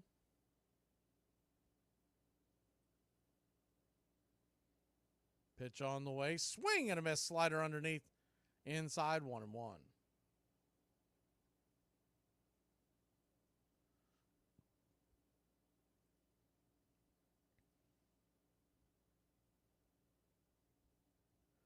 Braves 2, Mets nothing. Top of the fourth. Runner on first. Nobody out. The 2-0 to the 1-1 Max, swung on and banged foul down the first base side towards the dugout. It's 1-2. Went in with the slider underneath his hands. Olsen 0 for 1 with the strikeout. Standing on deck is Marcell Ozuna.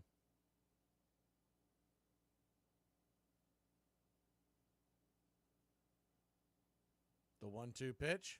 94 up top, misses high, 2-2. So a 2-2. This one you ought to be able to see better for Mad Max. We'll start using this one. Yeah, okay. That one works a lot better. The 2-2 to Olsen. Righty-lefty. Pitch on the way. Swing and a miss. Strike 3. 94-mile-an-hour fastball. Just missed the black outside. Olsen probably had to swing at it, though, to be honest, because the way he's been calling the game, be very difficult to take a pitch up there. He's been calling him belt high out wide, but even still, that one was really close to the...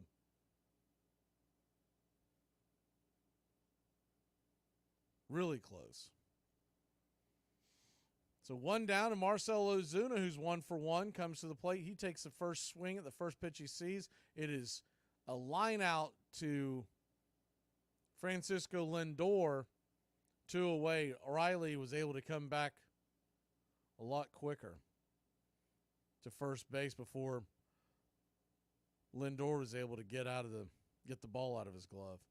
Pirates 4-1 over the Cubs. They're in the fourth, so Skeen, I believe he's given up a home run is what they were showing. But other than that, his debut's going pretty well. First pitch on the way to Travis d'Arnaud is a 4-seam fastball high and out of the zone. It's 1-0.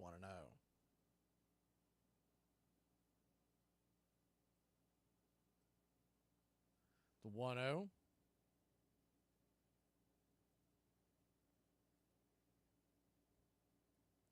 The pitch. Swing and a miss. Sweeper up top. 1-1.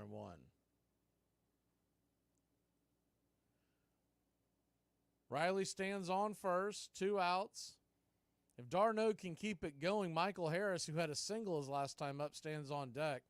Arcia is in the hole. The 1-1 pitch swung on. That ball is lasered into center field. That is going to get down for a base hit. We've got runners on first and second. 2 outs. Good piece of hitting by Travis d'Arnaud. He hit that ball right on the screws. Second base umpire DJ Rayburn had to play a game of dodgeball up there. That ball was hitting right for him. The infielders around him and Riley got a little bit of a laugh at it.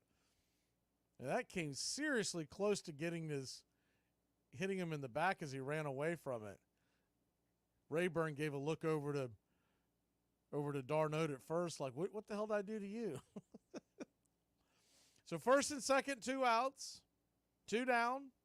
The pitch. Swing, and that ball's hit up the middle. That's going to get through for a base hit. Here comes Riley. He's cutting third. He's heading home. He will score. And your Atlanta Braves 3, New York Metropolitans nada here in the top of the fourth. Good piece of hit by Harris. Ball got way too much of the plate, and he did not miss it. It was a worm burner. Rayburn, he's having to dance all. They're coming for him. That worm burner almost got him in the ankles.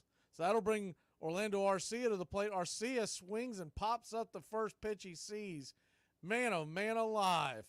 It was a hanger, but way outside wide. That'll end the inning on the can of corn to Lindor. But not for your Atlanta Braves, put another one on the board. It's 3-0 in Queens. My kids, they don't help either, you know. My kids, they're real smart kids I got, you know. Yeah. But the other day I told my kid, I said, someday you'll have children of your own. He said, so will you. Hey, Braves country. I'm Mac Magee. Join us for pitch by pitch, play by play, the classic call of Braves country baseball. We're bringing you Atlanta Braves baseball all year long. Jump into our pregame show, Braves Country Today, just before first pitch. Stick around for the postgame show, Braves Country Tonight, where we will open up the phone lines and react to your calls or your comments all year long. That's Braves Country Radio, pitch by pitch, play by play, your home for the classic call of Braves Country baseball. Look at that! The Hendersons are getting a new fence. Ah, who cares? They're swingers. I want a new fence. Need a home loan fast? At the American Bank of Los Santos, we'll help you get the debt you need to make life easier. We'll show you how to look richer and be poorer. You need to impress people fast. Not in 20 years. It's only a risk if you get into money troubles or the economy changes. Call American Bank of Los Santos. Now that the kids have moved out and have drug problems of their own, maybe it's time to install a luxury marble wet bar so you can get drunk in private. American Bank of Los Santos. Why worry about tomorrow if you look inadequate today? Armchair. Past 2 weeks, you've been reading about a bad brag. Today, I consider myself the luckiest man on the face of the earth. That I might have been given a bad break, but I've got an awful lot to live for.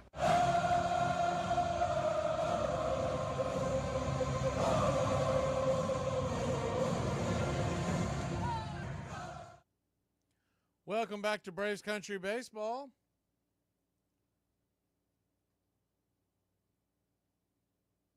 Atlanta Braves lead this one 3-0. First pitch on the way from Mad Max. It's a four-seam fastball. Up top for a strike, it's 0-1.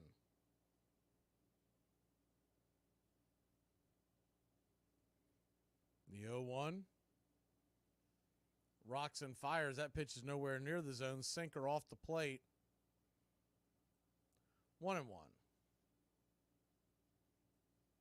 So a 1-1 count. Lindor, Alonso, J.D. Martinez, Francisco digs in, and the changeup misses way outside wide. 1-1.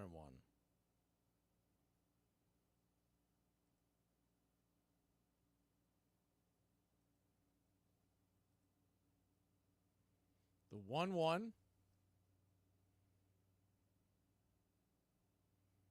Kicks and fires. Swing and chops it off the plate. 2-2.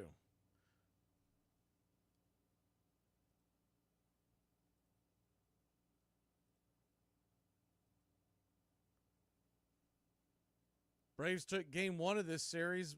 Game 3 will be tomorrow night. Late game on Mother's Day. That was a last-minute decision by Major League Baseball. Originally, that game was supposed to be 1 o'clock, or 1:30, excuse me. The 2-2 pitch on the way. Curveball misses down and in. 3-2. That was changed about 14 days ago, I think. The 3-2 pitch. Swing, and that ball is slapped on the ground hard, but right at Ozzie. Ozzie's got it. Sends it over to first. 4-3 in your scorecard. 1 down. So big out number 1. The last thing you want to do is start putting ducks all over the pond when Alonso's coming up. Pete Alonso, best time to face this guy is with the bases empty. 9 home runs on the year, pending free agent here at the end of this season.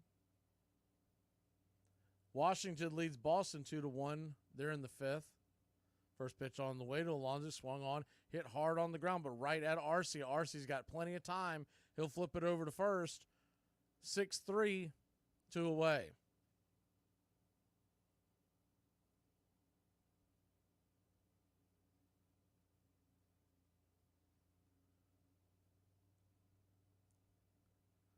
So 2 down.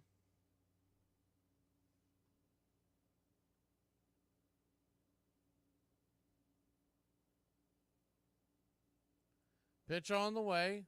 Way out high wide.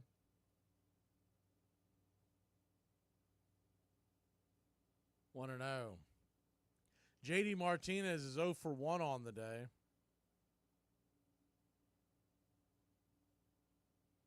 The pitch, swing, pops it up, high in the sky, just past the infield. Making the catch with his red glove is Ozzie Albies, and then I'll end the inning.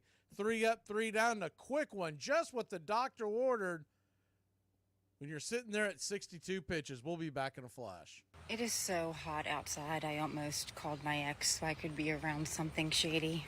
There was no such thing as on demand. You couldn't just turn on a TV and be like, I want to see this on TV demand. show. Yeah, like what you have now is on demand. Like going to... Like getting it right, like immediately? Is that what you mean? That's on demand? on demand. Like demanding it right now. It's ready on demand. When you open Hulu, Yeah. you go to season 12, episode 6, play, that is on demand. It is ready for you. Ready, that yeah. did not exist. Oh, okay. Right. It took you, like you would just have to wait months for the next season of a TV show. Months? They would leave it on a cliffhanger and have the season finale, and then you would just not know anything for like 3 months. So I would just wait until everything's there to watch it then. there was no there. You had to watch it while it was on television. You can save it. You can record it with the remote. Throughout the entire 90s, we had no ability to pause, rewind, live TV. You couldn't pause? No. Oh, that's crazy. Listen, and we had a TV guide, okay? We had a TV guide. A remote? What? A remote? A book. Armchair. By the 1880s, newspapers and magazines and now baseball cards, printed up to help boost the sale of cigarettes, brought into the homes of young boys a generation of baseball heroes they would never get to see in person. Pete Browning, the old gladiator of the Louisville Eclipse, had a lifetime batting average of .343 and was the idol of Kentucky fans. One day in 1884, he broke his favorite bat. After the game, an apprentice woodworker named Bud Hillerick offered to make Browning a new bat. The next day, Browning went 3 for 3. Thereafter, he would use no one else's bats. It was the first Louisville Slugger, and Browning would eventually own more than 200 of them, to each of which he gave a name taken from the Bible. Welcome back to Braves Country Baseball. Christian Scott Paper Company trails the Atlanta Braves 3-0. The first pitch on the way to Jared Kelenic, the number 9 hitter, is a sweeper down and in for a ball. It's 1-0. The 1-0. Pitch on the way, swing, and fouls it down the line. Out of play, 1-1. So we had another membership by GOAT given today, and I missed it at the beginning, so I do apologize.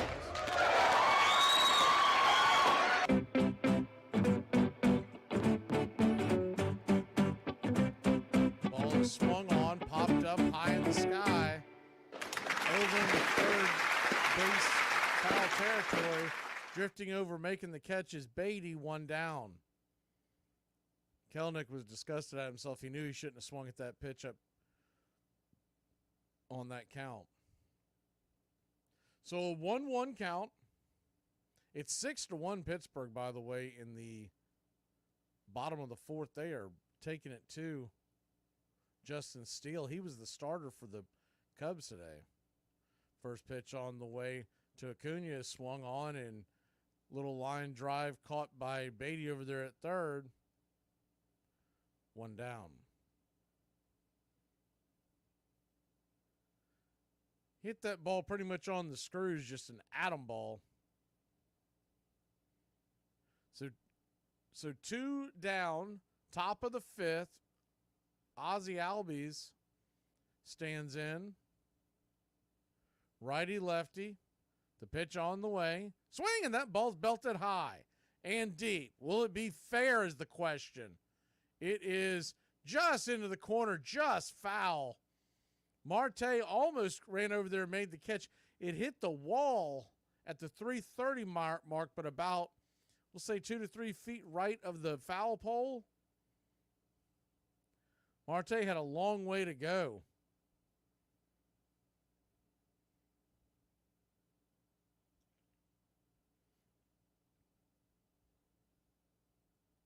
I I don't think he makes that catch anyways. It looks like that ball may have hit the side wall before it hit the ground. So that's an 0-1 count to Ozzie. He digs back in. He takes a swing at the next pitch he sees. Swatted back foul. It's 0-2.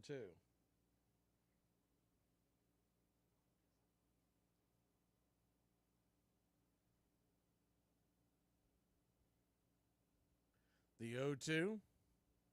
Scott comes set. Raises his glove and fires. Inside, slider almost gets him on the leg. 1-2. Christian Scott, 4 2/3 innings here. He's at 65 pitches. So pretty good on that front. Considering the offense he had to face today, he's pitched pretty well. He ought to be able to go another inning, assuming he gets out of this one. The 1-2 from Scott. Turns, flips, fires, inside almost gets him. Ball 2-2-2. They are in the bottom of the fifth. You know, people always ask me about the worst City Connect jerseys, and I always give all these answers, and I forget about how bad the Boston ones are. Good Lord, are they bad. The 2-2 pitch, swung on, chopped foul down the right field side. Just right of the first base line, rolling towards the dugout. We'll do it again. If y'all missed the game last night, Charlie Morton threw another gem. He is pitching unbelievably. Turning back time, pushing that sun back up in the sky. The 2-2. Just got a piece of that splitter. Taps it off the plate. We'll do it again. If you've never seen those Boston City Connects, they are bright canary yellow and a sky blue. It looks like, I mean, honestly, it looks like a softball jersey for the UCLA Bruins. So that would be fine if that was UCLA wearing it. He just looks so weird with Boston across the chest. The 2-2.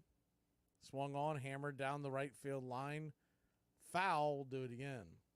And I know they went with that because that, I guess, were the colors for the Boston Strong and everything. But these City Connects, they were released a couple of years ago. That whole Boston Strong thing was over a decade ago. And they don't continue to push that. The 2-2 to Albies. Swung on, chopped again. We'll do it again.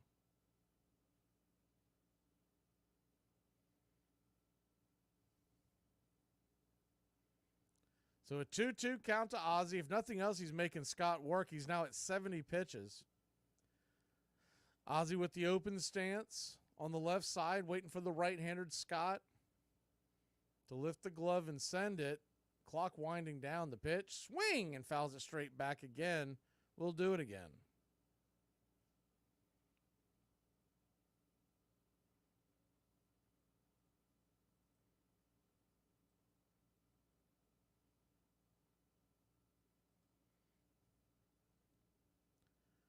Scott comes set, lets her go, swung on, pops it up, high in the sky. Who wants it? Marte calling everybody off. He'll make the catch in shallow right field. We head to the bottom of the fifth. The Braves 3, the Mets nothing. Bottom of the order due up for the Metropolitans.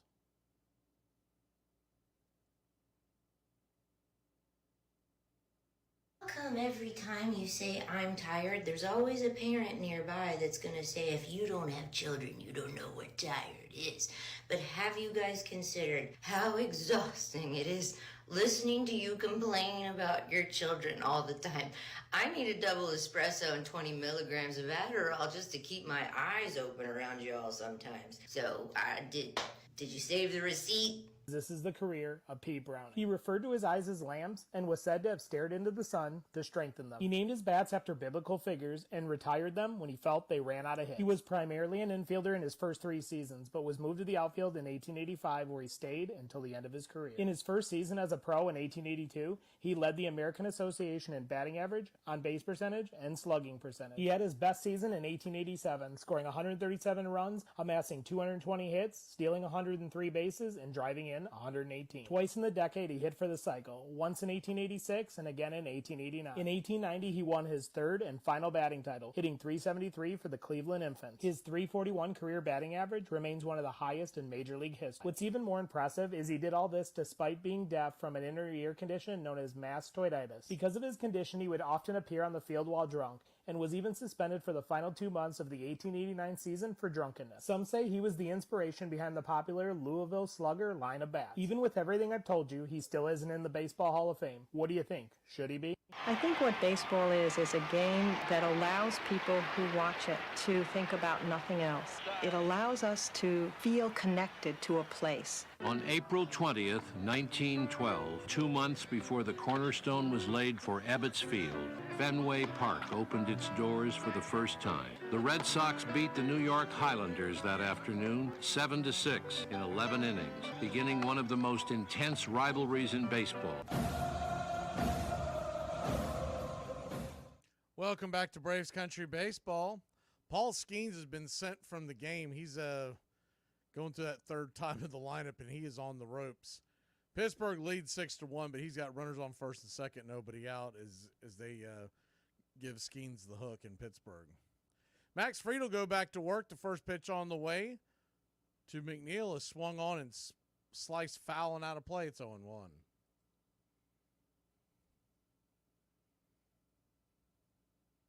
Atlanta 3, New York nothing. Bottom of the fifth.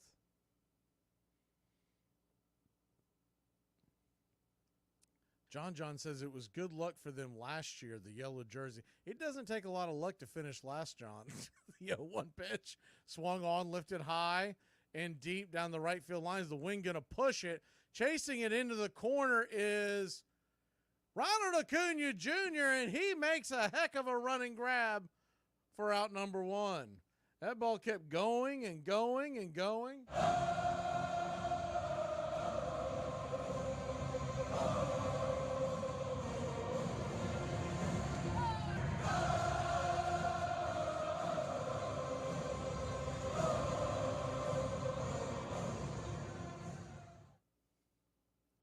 First pitch on the way to Bader is a curveball off the edge for a strike. It's 0-1.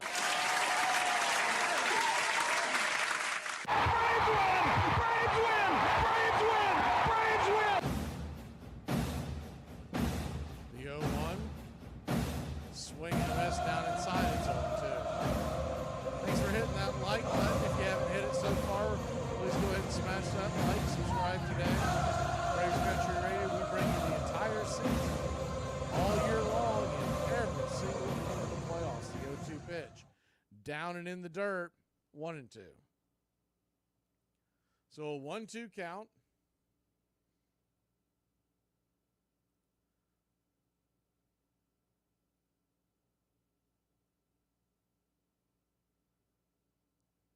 I didn't get a chance to see many of those throws by Skeen. I'm curious to watch the highlights of that later, but supposedly he throws up around like 102 miles an hour, someone was saying. Is the 1-2. Foul back out of play. We'll do it again. One down, Bader, the batter, the number 8 batter, Beatty on deck. If anybody gets on, Nito is in the hole. Max Fried about to throw his 70th of the afternoon. The pitch, swing and a miss, strike 3. Mad Max is dealing. He is absolutely on fire. He'll get another strikeout.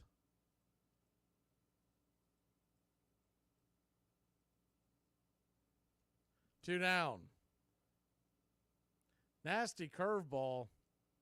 And it's easy for us to sit back and watch it go, why does he swing at that? When you see the back angle of that and you've got 2 strikes, there's just no way to not swing at that pitch. First pitch on the way is a P right at the knees to Beatty. Lefty-lefty matchup. It's 0-1. The 0-1. Swung on and chopped foul. Pulled the string on that changeup, got way out in front of it. 0-2.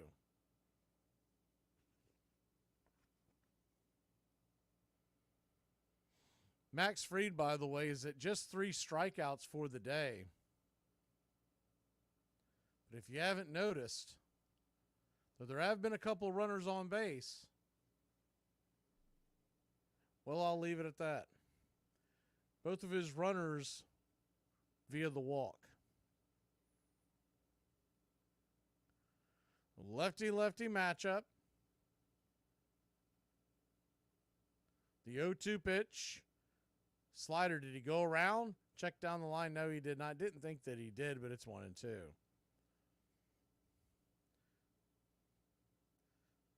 Max Fried, the Atlanta Braves. Braves 3 runs, 5 hits, no errors. Mets have had a couple of walks. The rest it's donuts across the board.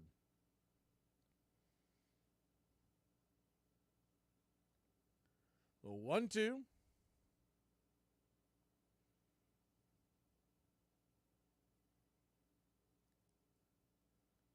Pitch on the way from Fried in the dirt. Tried to get to throw that cover. They were gunning for the outside part of the plate, but that ball smacked right in front of home plate. Just didn't get the right release on it. It's 2-2 in Boston as they head to the 6th inning. Canaries trailing the Nationals. The 2-2 pitch. Swung on. Just got a piece of that curveball. I don't know even how he got his bat head out in front to hit that thing. Stays alive. Now, I'll tell you who does have a good City Connect is the Washington National one. I like the fact that they went with those colors and they went with the theme of the nation's capital. I thought those were pretty sharp. The 2-2 in the dirt, sinker misses. Ball 3, 3-2. So a full count now. 1 point with an 0-2 count. He's been nibbling against the left-hander.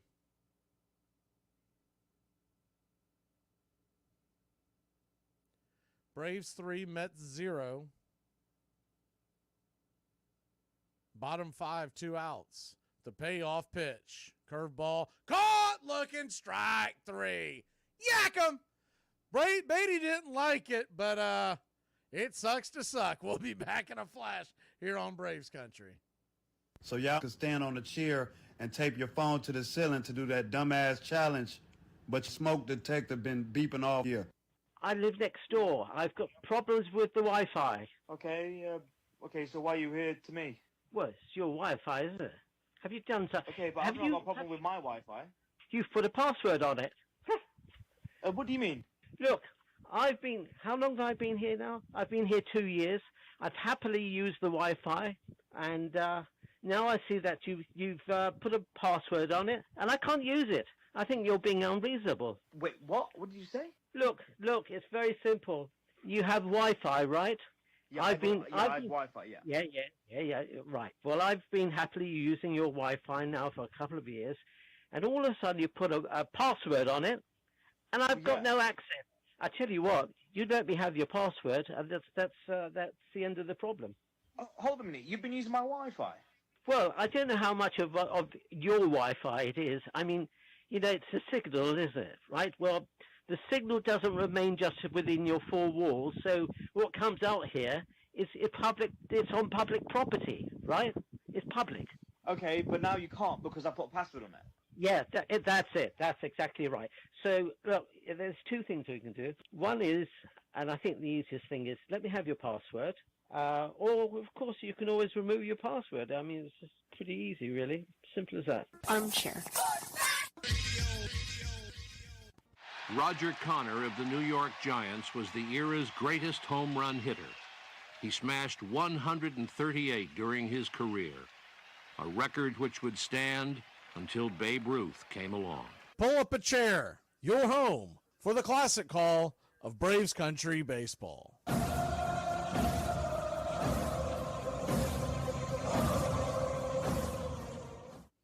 Welcome back to Braves Country Baseball. Your Atlanta Braves lead this one 3-0, 3 runs, 5 hits, no errors for your Atlanta Braves.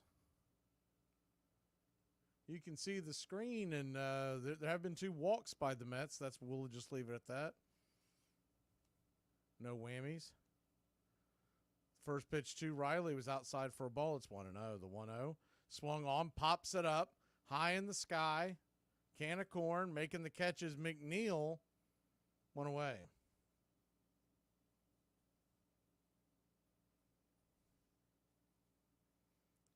One down. Matt Olson will see Scott for the third time.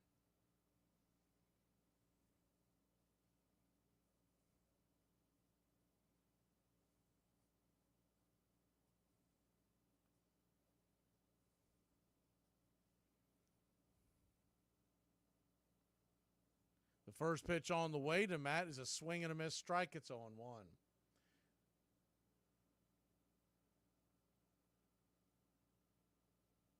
Thank you for the super thanks, Shane. 0-1 pitch. Swung on and fouled straight back out of play. It's 0-2. So an 0-2 count. Righty lefty. Scott's still at just 76 pitches, so the Braves really have not done much to run his count up. The 0-2 pitch, down and in, 1-2. And for those who are listening on radio, he doesn't have overpowering stuff, but 24-year-old, he's really polished, and it's as the 1-2 pitch, swing and a miss, strike three, 94 miles an hour. He kind of lulls you to sleep with that off-speed stuff with the slider and the sweeper. And when he mixes that sweeper inside and then guns the fastball up top on the outer edge, it's really hard to time it up right. We went over this at the pregame. He's got 4 main pitches, 4-seam, sweeper, and slider, and they all come in at different angles and at different speeds. First pitch on the way to Marcell Ozuna is a 4-seam fastball, swing and a miss, strike. It's 0-1.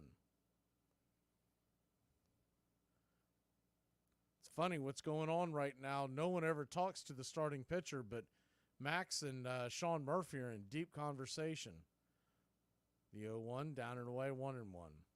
If you're wondering why Murphy is on the road trip when he's recovering from that injury, he's been heavily involved in the daily meetings that the catchers, the pitching coaches, and Snicker and everybody have every day. The 1-1 pitch, splitter, over the top, it's 1-2. When they go in to get a game plan against batters, and not just for a game but for an entire series, Murphy's been right there the whole time. He shouldn't be too far. I'm thinking maybe by Memorial Day we see Murphy. They're taking their time because they've got the ability to. They want to make sure he's 100% healthy before they bring him back. The 1-2, outside wide, 2-2. But he's been taking swings, and he took batting practice yesterday. And that is the third time he's taken batting practice in the last 5 days. The 2-2 pitch, caught looking, strike three. I mean, you got to be kidding me. That is an absolute clown call by James Hoy. I mean, it is unbelievable.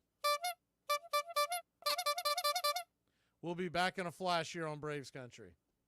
I just found out Gilligan's Island only ran for 3 seasons. I could swear I've seen 700 episodes of that show. Watch with my chair! Now, Chrysler's is repairing it, and they're gonna bring it right away. Repairing it? Yeah. Somehow I get from that it got broke. Why can't I get the hat? You're really gonna spend $200 on a hat when you won't even spend $5 to get me a Coke at the gas station? If you buy that stupid hat, we are no longer together. So, is it the hat or is it me? I got the hat. I'm single. Hey, if I paid for your wax, you chilling with me until the hair grow back. Cause I paid to see that.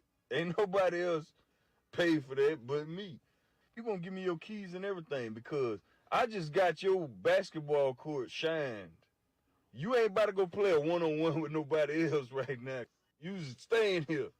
Mike Kelly was the trickiest player who ever handled a baseball. There was nothing he would not attempt. Baseball rules were never made for Kell. The most popular and most notorious star of the 19th century was Michael Joseph King Kelly, the sure-handed catcher for the Chicago White Stockings. He was so skilled at stealing bases, he once stole 6 in a single game, that he inspired a popular song, Slide, Kelly, Slide. He sometimes cut across the diamond, skipping second altogether when the umpire was not looking. Kelly drank as hard as he competed. Once, A.G. Spaulding put Pinkerton detectives on his trail and accused him of having been in a saloon at 3 a.m. drinking lemonade. Kelly was indignant. It was straight whiskey, he said. I never drank a lemonade at that hour in my life.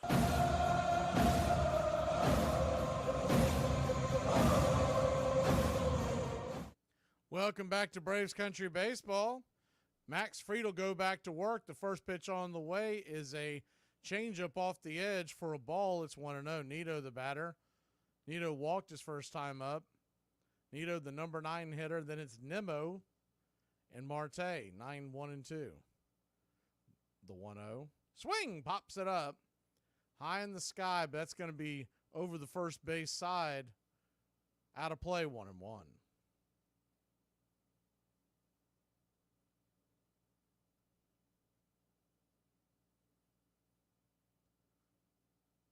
So a 1-1 count.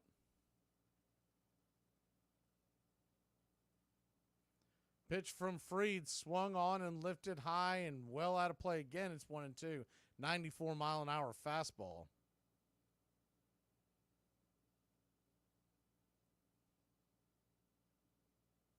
Braves 3, Mets nothing. Bottom of the 6th. Fried at 80 pitches. The 1-2.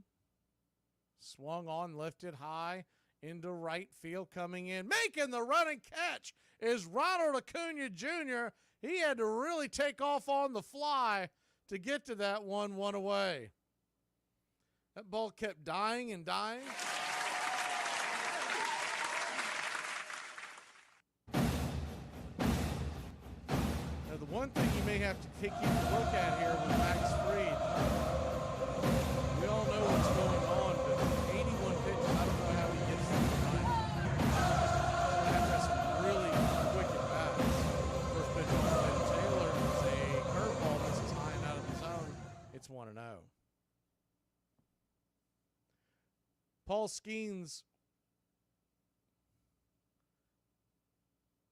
finished with that 4 innings. Is the 1-0 pitch.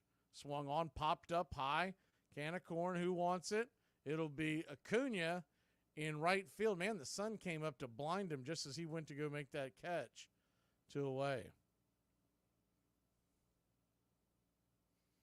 Pittsburgh leads Chicago 6-5 in the 5th.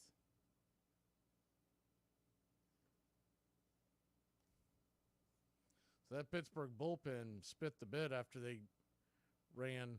Cubs are still batting. First pitch on the way to Marte is right there for a strike. It's 0-1. Marte 0 for 2. The 0-1. Rocks and fires. Swung on, lifted high. Deep into right field, but another catch by Acuna. 3 up, 3 down, all in the glove of Ronald Acuna Jr. When we come back, Darno leads us off here on Braves Country. Space out there in safety training and lose a limb on the job. Be a man. Hey, I might be late to pick you guys up. Why, do you have a job interview today, Daddy? No, honey, I'll probably just be way too drunk. That's good. We don't want you drinking and driving. Oh, I'll be driving. I'll just be too faced to remember to pick you guys up. The last conversation I ever had with my dad, the night before he died, if you knew what my dad was like, he wasn't, I love you and I'm sorry. He was a doer, not a talker. And he told me that he went through the same thing when he was a ball player. My dad was a really good baseball player. And this is how you get over this issue. You don't have a mental block. He said you have a temporary loss of confidence. And once the confidence comes back, this thing will dissipate. And so I started working on it in practice, just like he had told me, and I started getting my confidence back in practice. I actually switched them. I took on practice as a game, and so when game time came along, it was like, hey, I've already been through this. I was relaxing, and then when I got through that thing, I went on and I led the league in fielding in my position when I went to the American League, and I was in the top 5 fielding from then on in all second basemen. So it was about conversations with my dad that helped me get over this. And then, oddly enough, after my dad died, about 3 years later, I was talking to my mom about this conversation with my dad. And my mom and dad have been together since the 5th grade. And my mom told me, she said, your dad never had a throwing problem in his life. He just said that because he knew how much I revered his strength and his wisdom. And if he could go through it, then it's not so bad that I'm going through it. And that's how I got my confidence back, by somebody that was selfless enough, like my dad, to tell me this when he never went through a throwing problem, but it helped me get over it. And thankfully, I was one of the very few guys that went through this thing that got over it. A lot of guys don't get over this issue. Welcome back to Braves Country Baseball. Paul Skeens and the Pirates are in a rain delay in the 5th inning. They pulled him after 4 innings. He had 2 runners on, so he was responsible for that, for the 2 runs that were on. So he finished with 4 innings, 3 earned, 7 strikeouts, 2 walks. So not a great first outing and 6 hits allowed, but your first outing in the majors against a really good Cubs team. First pitch on the way from Christian Scott to Travis d'Arnaud is way outside wide for a fastball. It's 1-0. The 1-0, righty, the 87-mile-an-hour slider misses 2-0. So a 2-0 count.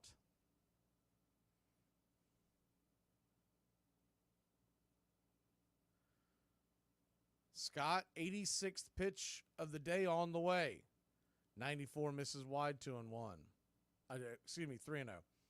What I've noticed we've talked about James Hoy giving that wide strike. The other thing is, it seems like he gives that wide strike later in counts, not at the beginning. The 3-0, up high, top shelf strike, it's 3-1. So if he sees you struggling a bit, he's not willing to give you the benefit of the doubt. But if you're in the neighborhood on the at bat, that's when you got to get defensive as the batter. The 3-1 pitch, down and away, ball 4. So Travis d'Arnaud will chug on down to first, and your Atlanta Braves got something cooking here in the top of the 7th inning.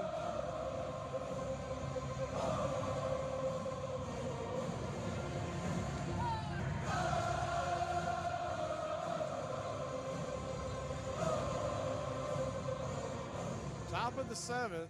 Man, Toronto's come back and made that a 9-8 game, make it 10-8. They're leading Minnesota. They were down 7-1, I think it was. Gausman got hammered early in the game. First pitch on the way to Michael Harris II. Misses for a ball. It's 1-0. Harris, 2 for 2. That's a nice sign to see, the 1-0 pitch. Outside wide, 2-0. Marlins, good Lord, they're losing once again 4-1 to Philly.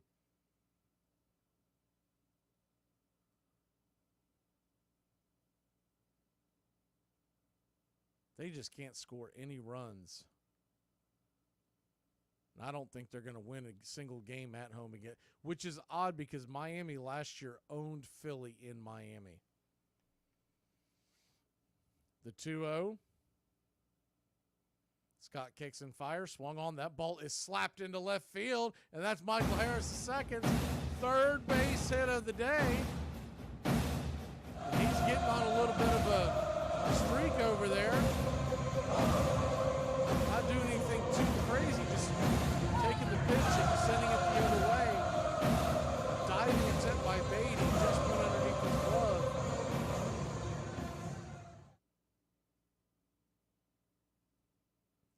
Good piece of hitting by Michael. Just stepped into it. What he was doing before is that those pitches on the outside, he'd pop them up, which means that he was pulling them.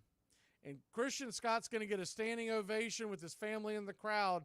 He is leaving the game. We'll be back in a flash. We've got a pitching change in Queens. I can send you the address. He didn't bring his phone, so... Oh, I can give you the address. No need. Can't hurt. Might hurt. Armchair. If the Hunger Games started on Monday, District 5 will have y'all done by Tuesday. There's no way you can be serious. Ain't nobody messing with District 3. Straight out. Let's talk about it. Let's start at Texas. It has more guns than anybody else in the union. We straight with firearms. Arkansas has all of our resources. If you didn't know, that's where Walmart is headquartered at. We ain't shipping nothing out to nobody that ain't District 3. So resources. The Bible Belt, which is Louisiana, Mississippi, Alabama, Georgia, and Florida, they gonna beat your ass and then pray for you. Straight up. Ain't nobody messing with them. And that's where all the hitters coming from. So we're gonna send all them Floridians in early and take out whatever y'all got going on in the DMV, which ain't a lot of much. Be real. And if y'all try to invade 3, you're going to have to come through North Carolina and Tennessee first. That's where all the rednecks are with all their bunkers just ready to blow up folks. Bro, you're actually funny. I knew that. A lot of people know that. I'm okay. What's getting me is the actually. So I used to date this guy. And he... Oh, I don't think I'm ready to talk about that yet. Kelly and other carousing Chicago players were widely blamed for losing the championship to St. Louis in 1886. That winter, an exasperated Spaulding sold Kelly to Boston for the unheard-of sum of $10,000. Chicago fans were devastated, but Boston fans were so delighted they presented their new star with a house and a carriage drawn by 2 white horses in which to ride to the ballpark. Welcome back to Braves Country Baseball. First pitch to Arcia. Outside, down for a ball. It's 1-0. Sean Reed Foley coming onto the game. 0.0 ERA and 6 2/3. Righty-righty matchup. The 1-0-2 Arcia is right there on the edge. 94-mile-an-hour fastball, 1-1.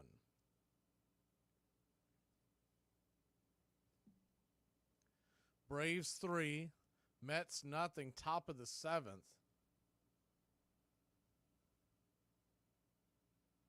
The 1-1. Swung on and dribbled over towards second. The only play McNeil's going to have is a 4-3 putout.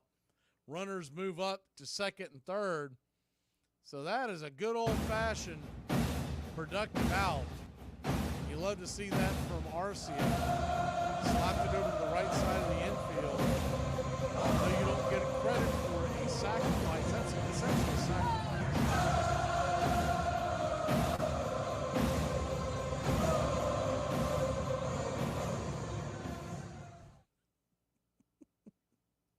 First pitch on the way to Jared Kelnick from Reed Foley is swung on and fouled straight back. It's 0-1. Mets infield is drawn in. So any kind of hard hit ball could get through to score 2. The 0-1 in the dirt, backhanded by Nito. Good defensive play. 1-1.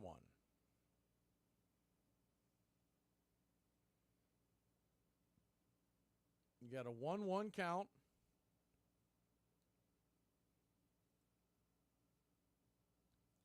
Righty, lefty. Foley comes set. The pitch. Swung on and pops it up. That'll reach back behind home plate into the seats. Safely, it's 1-2. Harris is on second. Darnode at third. So anything that gets through the infield should score 2 with Harris's speed. Any kind of wild pitch is going to have to kick away pretty far with Darnode standing on third. The 1-2 pitch. Swing and hit back up the middle. Darnode is going to have to stay put. And the ball is caromed, juggled, bopped, and popped. And you're going to get an E6. The runners will stay where they're at.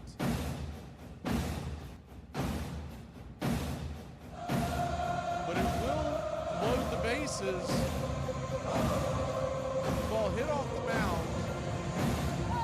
And Lindor difficult series defensively was looking the runner back before he ever had the ball. So the bases are juiced with Ronald Acuna Jr. First pitch on the way. He was swinging out of his shoes at that slider. That was nowhere near the zone. Down and away, it's 0-1.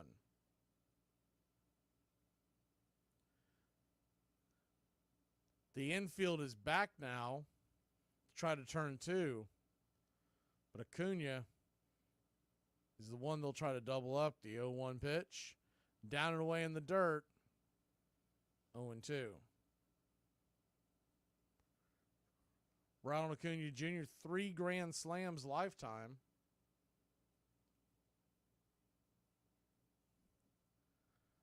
.349 average with the bases juiced.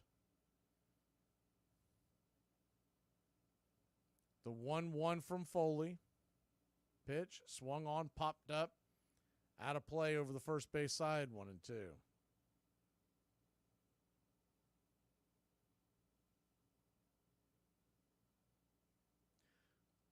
Braves, 3 runs, 6 hits, no errors.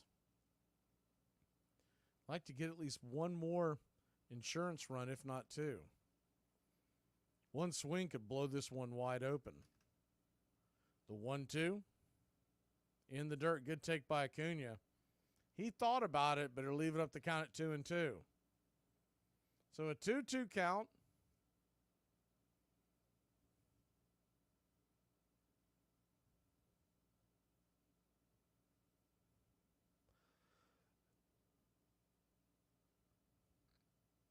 Bases loaded. Ducks all over the pond. The 2-2 pitch. Swing, and that ball's hammered over to the right side. The ball is dropped by McNeil, and he's going to feed it over to Lindor, and it's going to be a 4-6-3 inning-ending double play. The runners were in no-man land, and Acuna originally thought the ball had been caught. We'll head to break. Braves lead at 3-0. When guys pee, do they hold it like a joint or like a cigarette? Market analysis. All right, we're already 2 minutes over, and we really need to wrap this up. So if you could send the action items and your notes as a follow-up to the team, that'd be great. Well, okay, well, no one, I mean, I didn't take any notes for this meeting. No. That's a shocker. Well, no what one, have you been doing this entire time then? I would like to plead the 4th. You want protections from unlawful search and seizure? That doesn't make any sense. All right, well, objection? We're not in a courtroom, so... Thank you. So case dismissed. I think we can move on. No, case not dismissed. Did you write anything down at all? Yes, I did. Okay, well, can we see what you have written? I'm your boss. I'd like to see what notes you took. Okay, objection and incompetence. I mean, this is... Well, it would have been a little bit better if I knew. It would have been better if you listened. When he makes these kind of comments, he really, truly does not know what he's talking about, in all honesty, and that's why he makes such asinine comments, because he truly doesn't know. Always injured. I mean, damn, it's baseball. Maybe it's karma for him that he stayed with the Angels.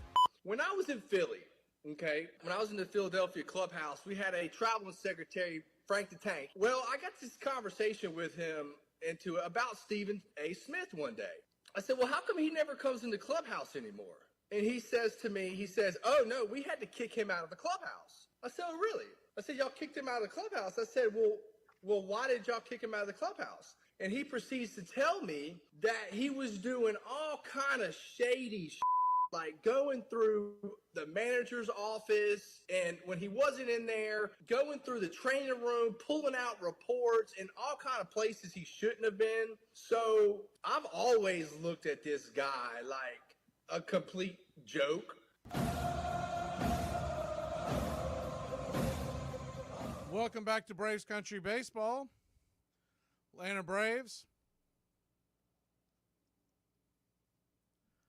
lead this one 3-0. Time was called. Not quite sure what that was about. Francisco Lindor, Pete Alonso, and J.D. Martinez due up.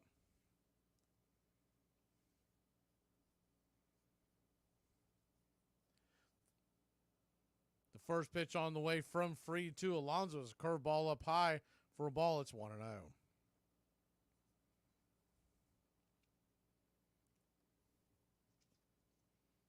The 1-0. Lefty, righty. Curveball misses again, 2-0.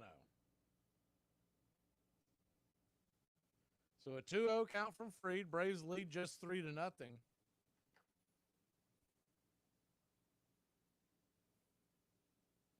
The pitch. Fastball hits the top of the zone, 94 miles an hour, 2-1.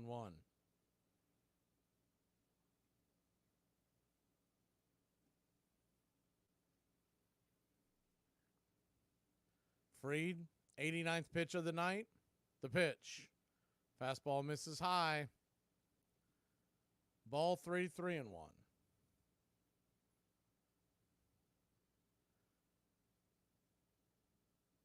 Braves infield is back and playing him to pull. The 3-1. Swung on, chopped over towards third. Riley's got it, fires it over to first, and it's a 5-3 put out. One away.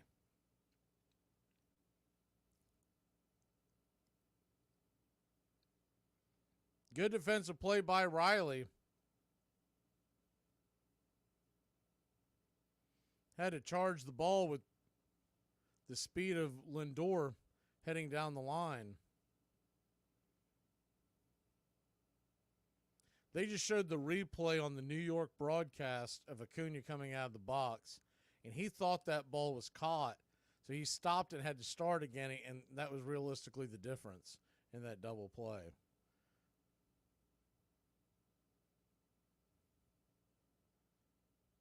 First pitch to Alonso is there for a strike. It's 0-1. The 0-1. Swing and a miss. Right inside there on the hands, 0-2. So an 0-2 count to Alonso. Lefty, righty. Fried rocks and fires. Fastball misses inside, 1-2. If you're wondering about the bullpen, A.J. Minter should be available. Short outing. They could go to eyeglasses, but he threw quite a few pitches last night. They may go to Jimenez to close it, or vice versa. The 1-2 pitch. Cutter. Sawed off foul down the first base side. Out of play. We'll do it again, 1-2.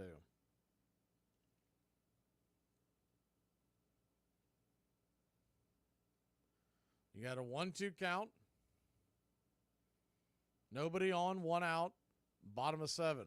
You can see the screen. The 1-2. Swung on. Pelted towards the left field side this time. Smacks the screen just over the tarps. We'll do it again, 1-2.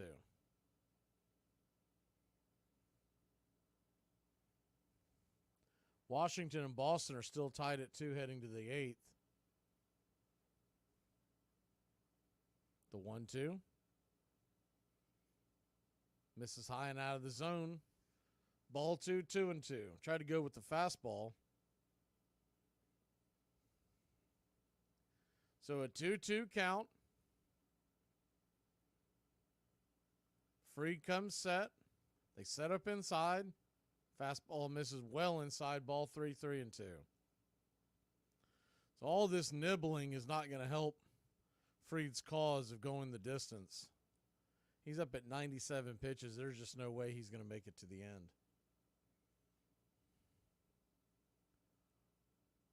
The payoff pitch from Fried. Nowhere near the zone inside.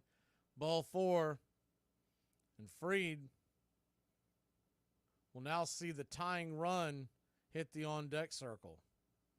Braves 3, Mets nothing. Bottom of the 7th. They're on the phone with the bullpen. Jimenez should be just about warmed up. J.D. Martinez comes to the plate. Martinez 0 for 2. First pitch on the way to J.D. is outside wide. That one misses again. It's 1-0. Martinez batting .256 on the year. 606 OPS. McNeil on deck, Bader in the hole. The 1-0 to Martinez. Swing and fouls that down the line. Out of play.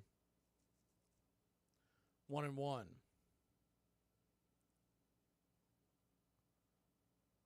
JD Martinez 0 for 2 with a line out, a pop out.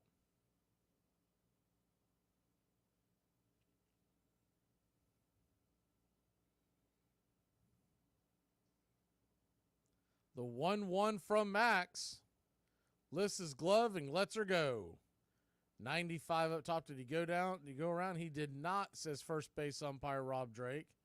Hate the Drake. 2-1.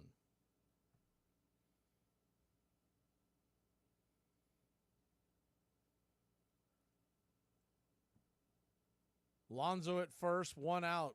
Would be a great time for a double play ball. They are in the depth. The 2-1 pitch. Curveball in the dirt. Ball 3-1. This could be Fried's last pitch. Probably should have went and got him after he walked Alonso.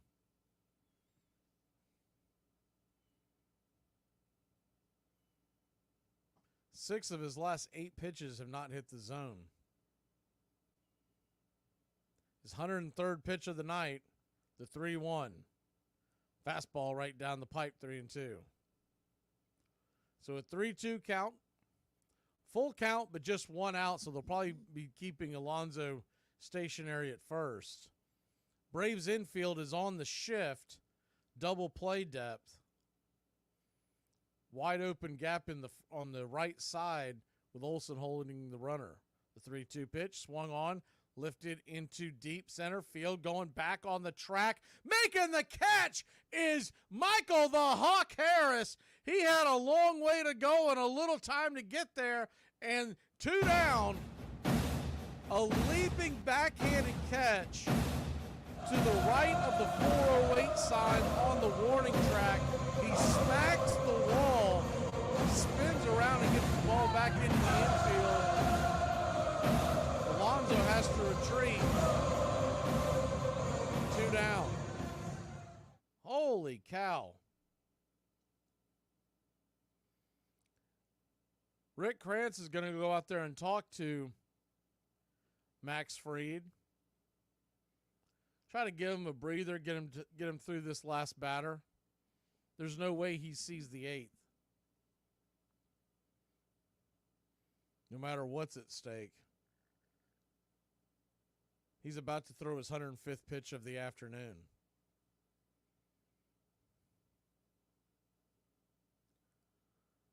So that'll bring the left-hander McNeil to the plate.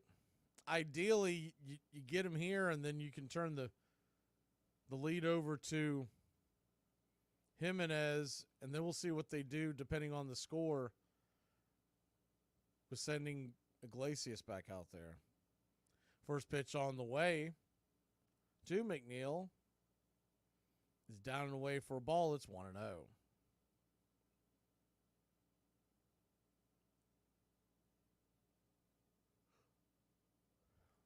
The 1-0. Lefty.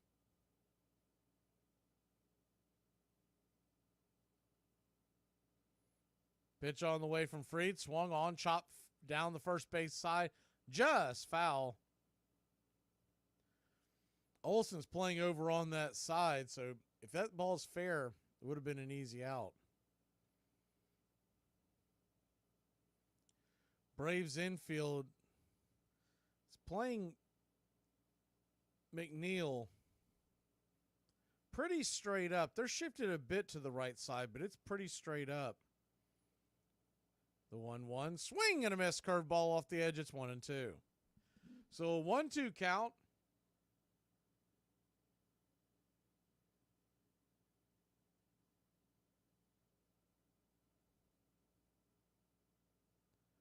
Runner on first, 2 outs.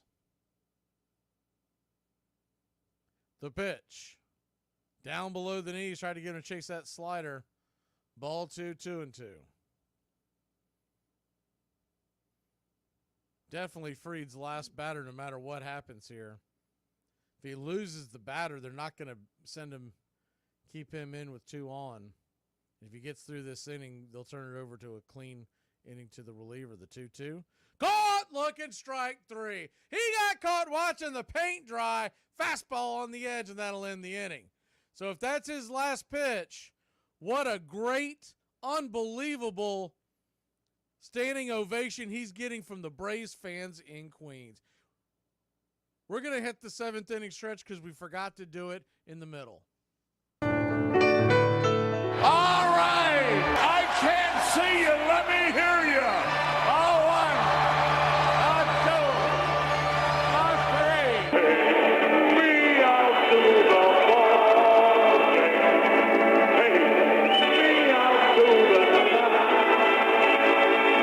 Find me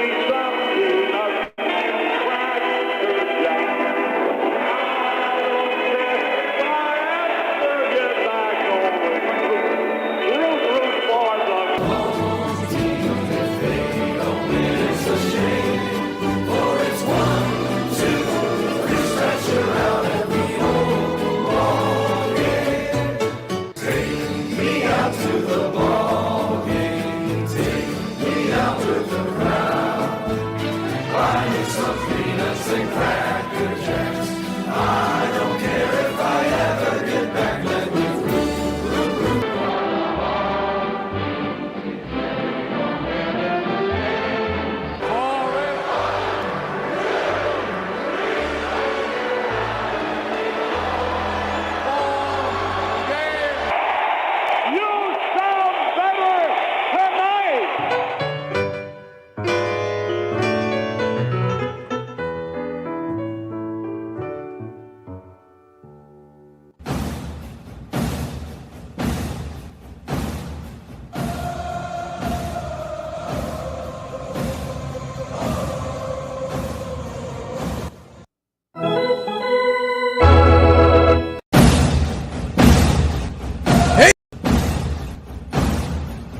Join the country club today. The first month is free. You'll have access to badges, one-of-a-kind emojis to display your Braves pride throughout the ball game. You'll also get... Welcome back.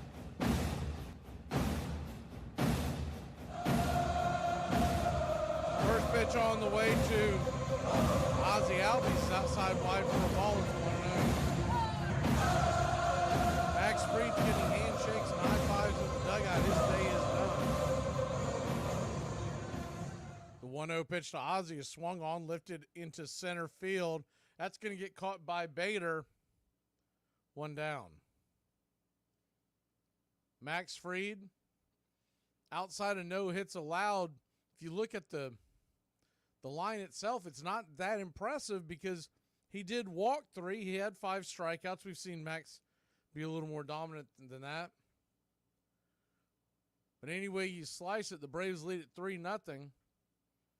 They'll have a chance to do the, I know it's not the same thing, but they will have a chance to do a combined no-no. First pitch on the way to Austin Riley is a slider outside for a ball. It's 1-0. Reed Foley continues.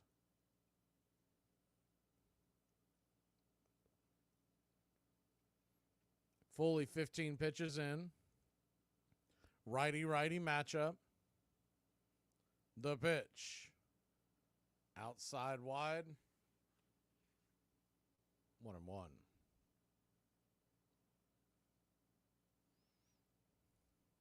A 1-1 count.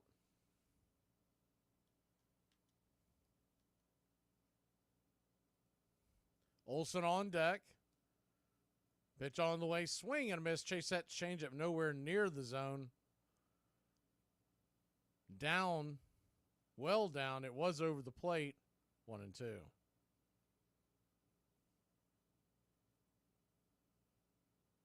We did this a couple of weeks ago when the Braves in Seattle were threatening with Max a no-no. The 1-2 pitch. Swing and fouls it straight back. Just got a piece of that to stay alive. We'll do it again. 1-2. The 1-2 count. Last no-hitter by the Atlanta Braves was April 8th, 1994, so 30 years ago. Last combined no-no by the Atlanta Braves was in 1991 on September 11th. The 1-2 pitch. Swing and a miss, strike 3. Four-seam fastball. 2 down. So with that being said,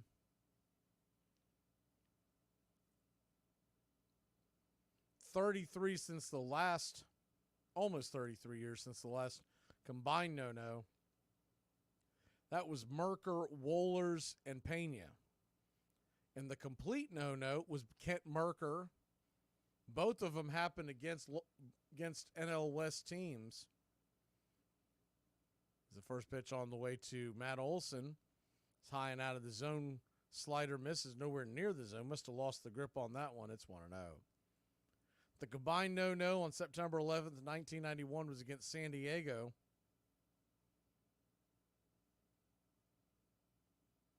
Greg Olson was the catcher.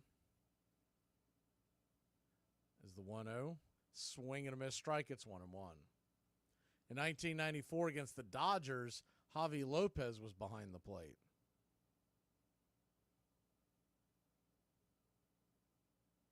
Other no-nos in Braves history before that one, those two, as the 1-1 is right there for a strike. It's 1-2. Just kissed the outer edge, 95 miles an hour. So 1-2 to Olson. You have to go back 18 years before that. Phil Niekro threw one in 1973. The 1-2 pitch. Swing and a miss, strike 3, and that'll end the inning. 3 up, 3 down. Nothing doing for the Bravos. We will see who comes to the mound. It should be Jimenez. We'll be back in a flash. Okay, so I put password in it. Yeah, I put password on it because Broadband suggested for me to put a password on it to make it faster, and but obviously because they thought other people were using it, and no, I think that's very unreasonable. Well, it was probably me. Yeah, we've established that. And then my Wi-Fi was being slower inside my house, so my broadband suggested me to put a password on it. Look, I don't mind how slow it runs. Actually, but I do. That's the Wi-Fi within your house. What about the Wi-Fi that's coming out the walls? And that's what I'm using. Good enough for me. Yeah, but like, what I'm trying to say is that Wi-Fi is still mine. Well, okay, if you want to use some of it, I mean, you can sit in your garden and you can use the Wi-Fi there. I don't mind. But if you've got a lot of work to do, maybe you can let me know that you're using it so that, it doesn't interfere with the downloading. So you keep your Wi-Fi within the house, lock the windows, close the door, seal up the letterbox, but anything that comes out through the walls is public. Ryan Sandberg stepping in to lead it off against Danny Cox. Sandberg walked his first time. Last time up, he grounded out third to first. 1 ball and 1 strike. Swung on, fly ball, left center field. That sends Coleman back, and that ball is gone. Home run for Ryan Sandberg. He hit it into the basket. Denton True Young was an ungainly, out-of-place farm boy when he came to the Cleveland Spiders in 1890. Even his teammates took to calling him Cy, short for Cyrus, because he seemed so countrified. But Cy Young held the Chicago White Stockings to just 3 hits to win his first game, and then went on to win 510 more before he was through, a record never even approached by any other pitcher.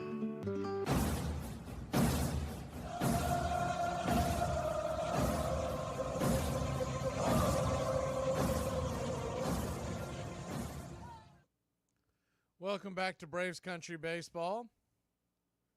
So the last no-no since 1991, before that was Niekro. Phil Niekro threw one in 1973 against the Padres. First pitch on the way to Bader from Joe Jimenez, the new pitcher, is down and away for a ball. It's 1-0. The 1-0, righty-righty, pitch on the way. Right there at the knees, 2-0. Not getting that low call. That pitch definitely looked like a strike. Before that, you have to go back 12 years. Warren Spahn against the San Francisco Giants. The 2-0, right there at the knees, 2-1. And we talked about this last time we came up. We've had a lot against the Phillies. Warren Spahn in 1960 against the Phillies. Lou Burdett in 1960 against the Phillies. That was separated by about a month, September 16th and August 18th. So it's a 3-1 count to Bader. Pitch on the way from Jimenez in the dirt, nowhere near the zone, ball 4. And Jimenez coming out shooting blanks out of the pen. Then the one before that, June 12th, 1954, 6 years earlier, that was against the Phillies. So 3 in a row against the Phillies. And then in 1950 and also back in 1954, the two were thrown against the Brooklyn Dodgers. First pitch on the way to Beatty is a fastball on the edge for a strike. It's 0-1. Pittsburgh Pirates, then 28 years before that, 1916, they threw against the Pirates. The 0-1, swing and a miss strike, it's 0-2. Before now, that was the longest drought between Braves no-hitters. 1916 to 1944, so 28 years. Before that, it's been 30 years, almost 30 years. No, just over 30 years. April 8th, 1994, and it's May 11th now, 2024. Before the Pirates won in 1916, you go back to 1914. That was against the Phillies. So 4. The 0-2. Swing and fouls it straight back. We'll do it again. They had one against the Washington Senators. This before we were the Braves, but it is still the same franchise. It's back where we were in Boston. And then 1892, the first one, against the Brooklyn Bridegrooms, that they eventually become the Dodgers of Brooklyn and then the LA Dodgers now. The 0-2, down and in, 1-2. So a 1-2 count.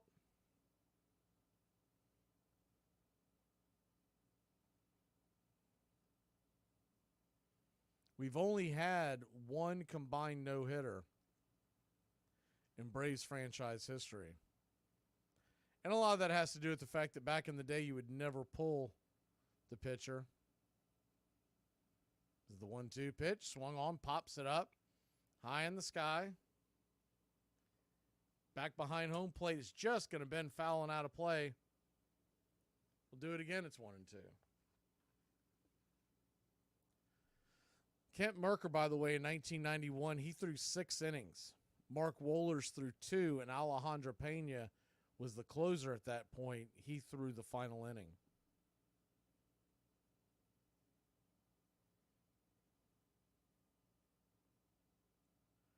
The 1-2. Kicks and fires in the dirt, 2-2. The one on September 9th, 1914, that was a part of the Miracle Braves comeback where the Braves, still the biggest comeback in a season for someone to come all the way back and win the division nowadays, or win the league. Nowadays, it's not as celebrated because they put so many teams in the playoffs. Back then, it was just the one. The 2-2. Swung on, pops it up. High in the sky, can of corn. Who wants it? Olsen calling off Jimenez. He'll make the catch, 1 down.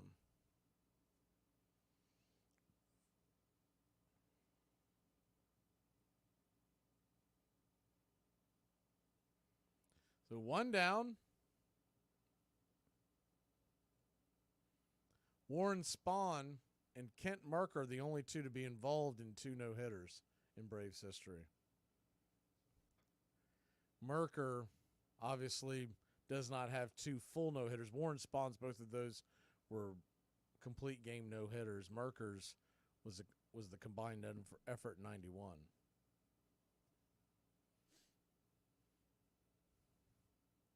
DJ Stewart comes in. He'll grab the bat, pinch it for Nito. Righty-lefty matchup. First pitch on the way.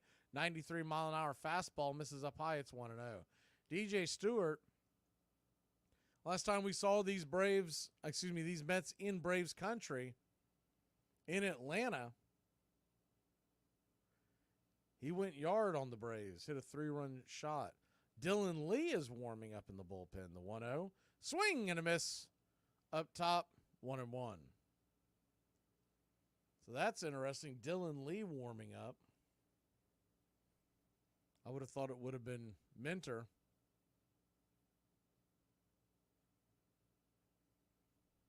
The 1-1.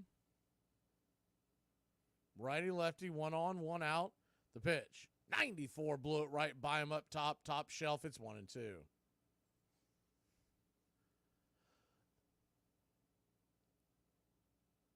Good Lord. This is the first time I've seen the Detroit City Connects in full. I've only seen pictures of it. They are awful. I don't even know how to explain it. Like purple bulbs. They don't even look like baseball uniforms. The 1-2 from Jimenez. In the dirt. Slider misses 2-2.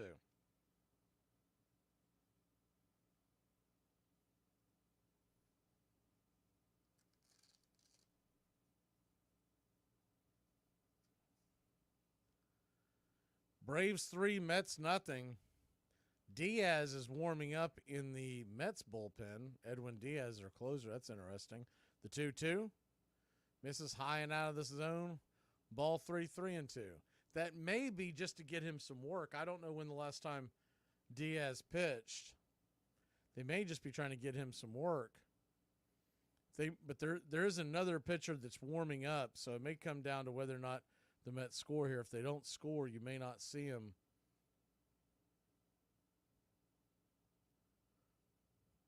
So a full count.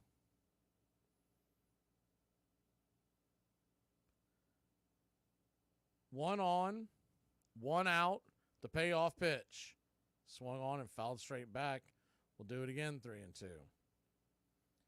Stewart is just missing timing up that fastball of Jimenez. Standing on deck is the top of the order of Brandon Nimmo. This may be Jimenez's last batter, one way or the other. 3-2, inside ball 4. Nowhere near the zone, almost hits him in the arm. And Jimenez walks another batter. 2 on, 1 out. The top of the order coming to the plate. Dylan Lee should be warmed up.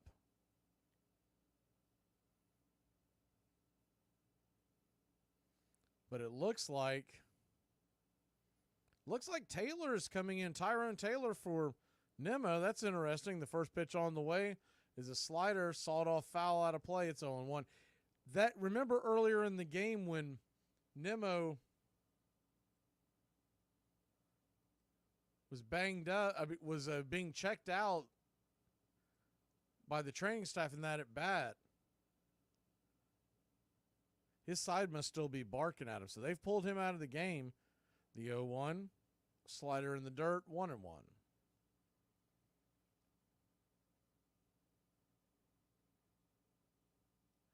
You had a 1-1 count.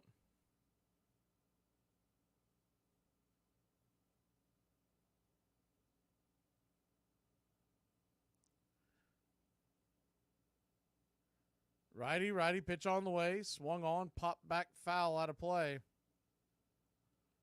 Do it again.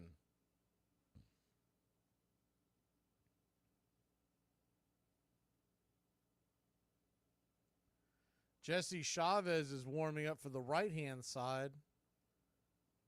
Dylan Lee from the left-hand side. You would think the Braves don't have the lead. Those are usually the guys you see come in when we're either tied or behind. The 1-2 pitch, nowhere near the zone, 4-seam fastball. Ball 2-2. So a 2-2 count.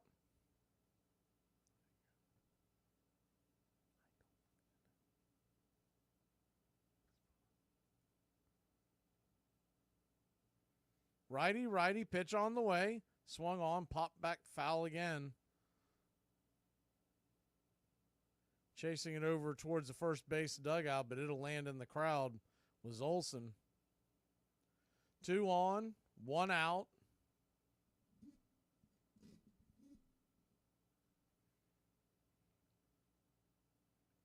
Braves are in double play depth in the infield.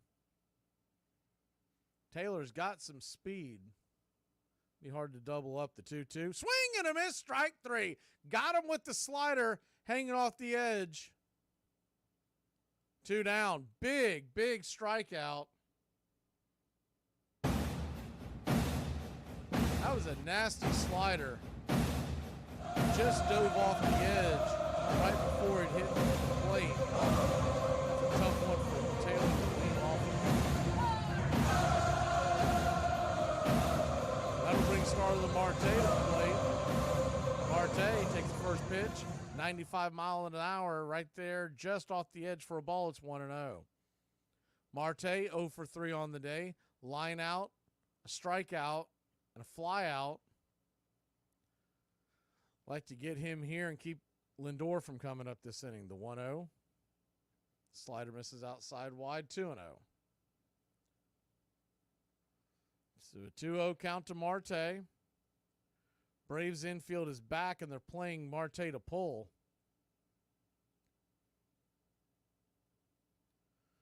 The 2-0 pitch. Swing and a miss. Slider down below the knees over the plate, 2-1.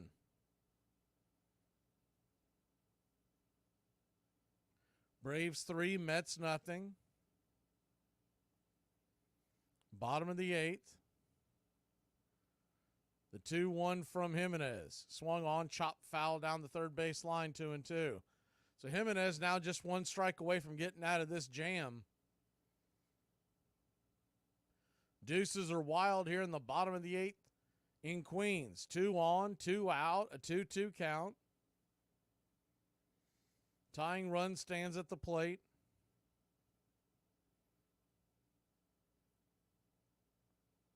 Jimenez, this will be his 30th pitch of the inning. None bigger than this one. The 2-2. Swing and a miss. Strike 3. Got him.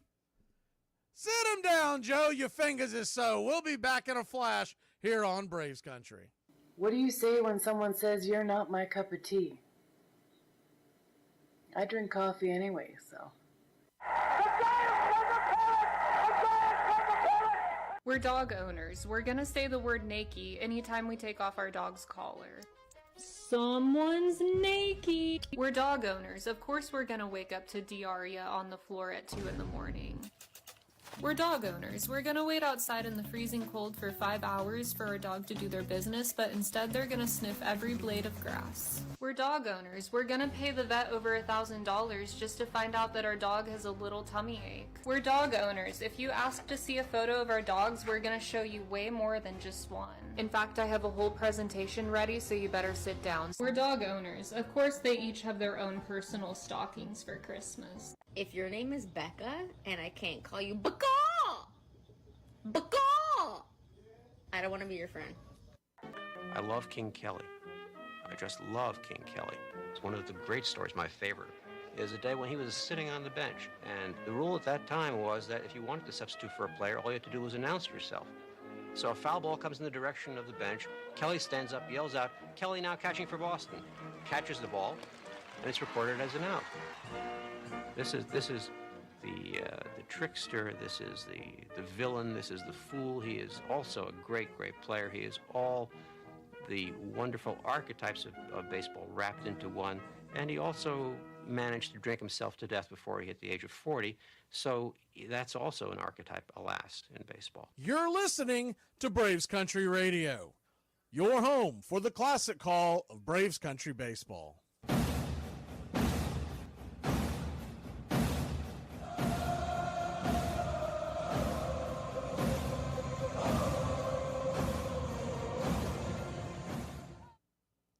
Welcome back to Braves Country Baseball. Atlanta Braves.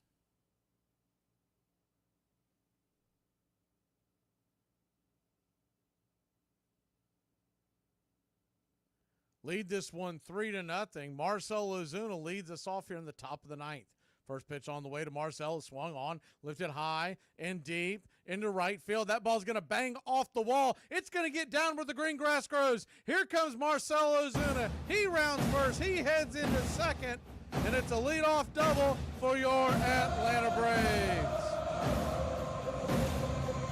A bullet sent into the right center field gap.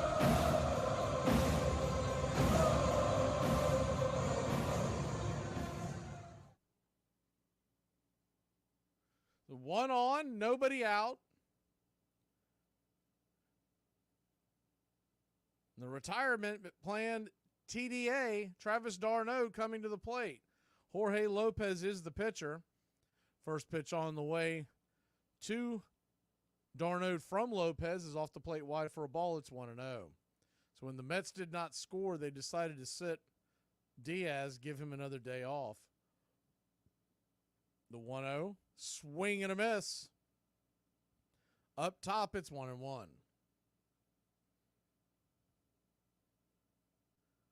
Braves 3, Mets nothing. Top of the 9th inning, the 1-1 pitch. Fisted over towards the right-hand side and making a diving play at first, along with d'Arnaud diving at first, is Alonso. He'll barely beat out the runner. One down. I don't know why d'Arnaud dove. I understood why Alonso dove. He was diving to get the glove there. No one's told d'Arnaud that he's going to get there faster if he runs. I don't think he would have gotten there anyways, but you much more of a chance of him getting hurt. First pitch on the way to Harris. He shows bunt. The ball bounces. I think somehow it missed his leg as it went in between the wicket. 1-0. I don't know how that missed his foot. The 1-0 to Harris. Swing and a miss, strike, change up off the edge. 1-1.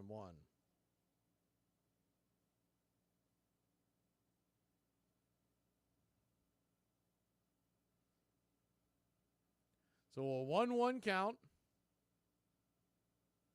Pitch on the way, swung on, fouled straight back, 1-2. Harris 3 singles today.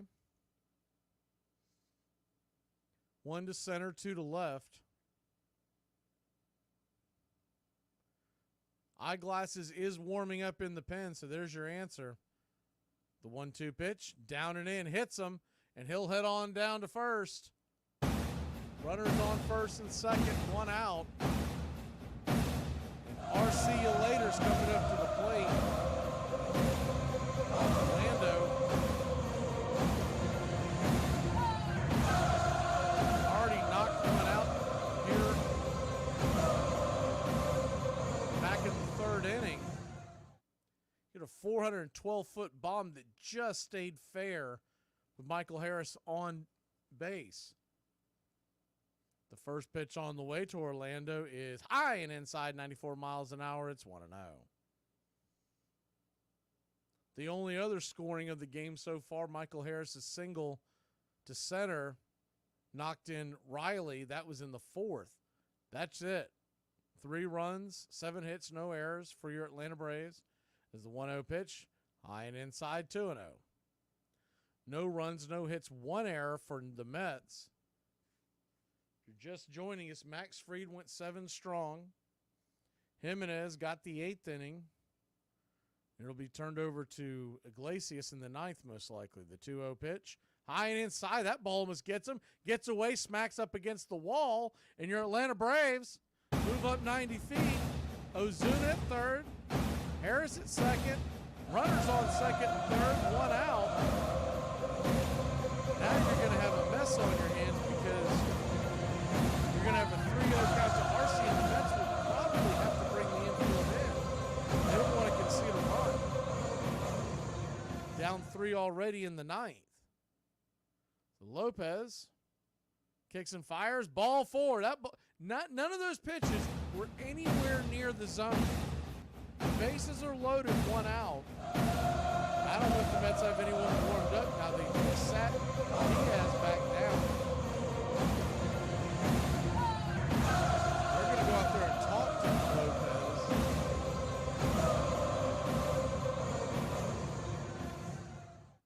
But it doesn't look like they're going to make a pitching change.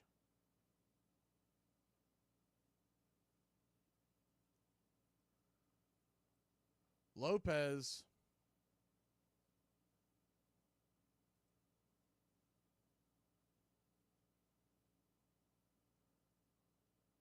will now face Jared Kelenic. Jorge Lopez, 31-year-old.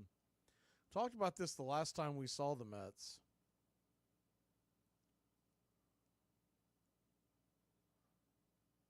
As he starts to throw the ball, spins around after a timeout, so we'll go again. Bases loaded. They are in infield depth. Okay, that's interesting. The first pitch on the way is a swing and a miss strike. It's on 1. Lopez, at one point, was the closer for Baltimore. He's got a career ERA of 5.39. In 2022 is the 1-0-1 pitch swung on, lifted high, but not very deep into center. See if they send the runner. Bader fires it home, air mails it. They're going to keep Ozuna right where he is. Bases loaded, now 2 outs. Even a fast runner's probably being held on that one. But Lopez in 2022 was one of the best closers, relievers in baseball. At the deadline, he was traded to Minnesota. A lot of Baltimore fans were upset because they felt like that they were pushing their chips in when they had a chance to make the playoffs. Since then, he has not been good. First pitch on the way to Ronald Acuna Jr. with the bases loaded. 2 outs is high and inside for a ball. It's 1-0. Last year, he had a 4.37 ERA and, 4.37 ERA when it went over to Minnesota in 22, and then last year, a 5.95. The 1-0 swung on, chopped foul down the third base line. It's 1-1. He has started off pretty good this year. He's got a 2 ERA in 17 innings. The 1-1 inside almost gets him. Ball 2-1. You'd love to get that extra run. A little bit of breathing room. You don't want to tell Acuna to lean into one and get hit. I mean, that guy's throwing in the mid-90s. But you'd love a run here. The 2-1, down and away, ball 3. So a 3-1 count. He is so erratic. I feel like you got to make him throw a strike before you swing here. Bases loaded, 2 outs. The 3-1 pitch. Swing! And chops that foul down the third base line over near the tarps. The ball boy will get it. We'll do it again. Now with the bases loaded and a full count, the runners are going to be on the go. Ozuna creeping down the third base line. Harris at second, RC at first. The payoff pitch. Inside, ball 4. And that'll send another run home. Braves 4. Mets nothing. An RBI walk by Acuna. Ozzy Albies, he can really break this open with just a single.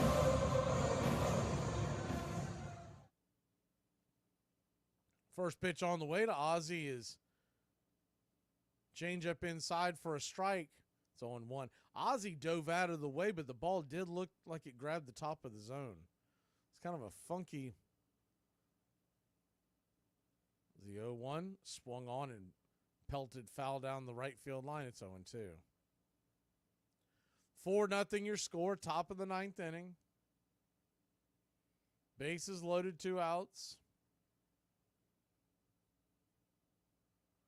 A single here could make it a 6-run game.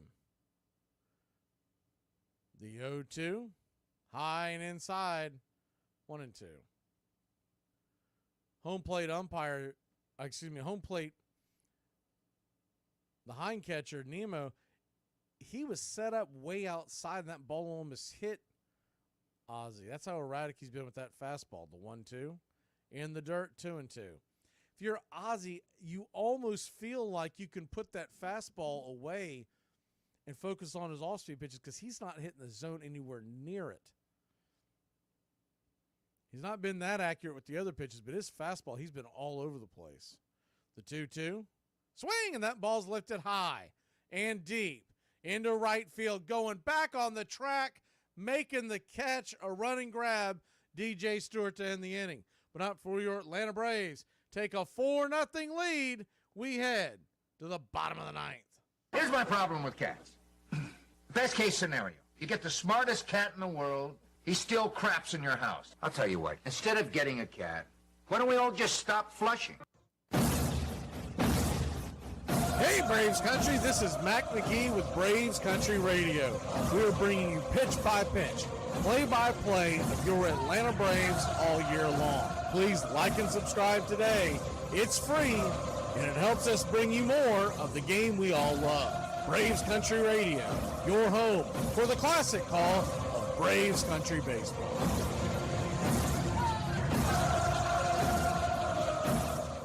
I was a natural-born kicker, bent upon making trouble for others. I had an instinctive dislike both to study and work, and I shirked them whenever the opportunity offered.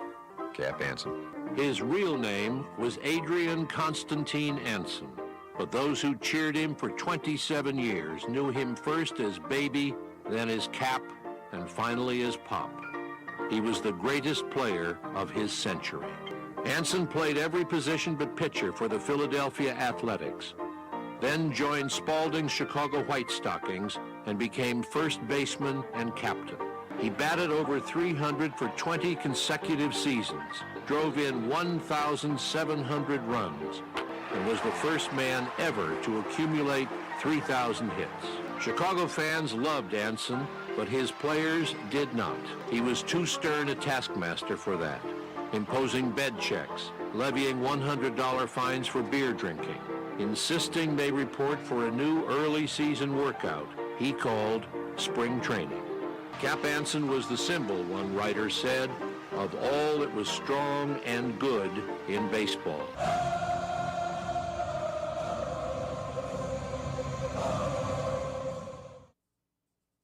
Welcome back to Braves Country Baseball.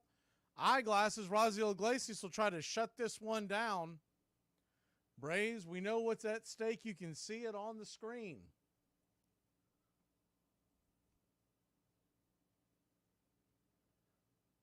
Raziel Iglesias will come on here to face Lindor, Alonso, and J.D. Martinez, so it's not going to be easy. The first pitch on the way to Lindor is down and away for a ball. It's 1-0. The 1-0 from Iglesias, kicks and fires. 92-mile-an-hour four-seamer inside, 2-0. So a 2-0 count. Iglesias, 34-year-old. Right-hander kicks and fires. Just below the knees. Ball 3, 3-0.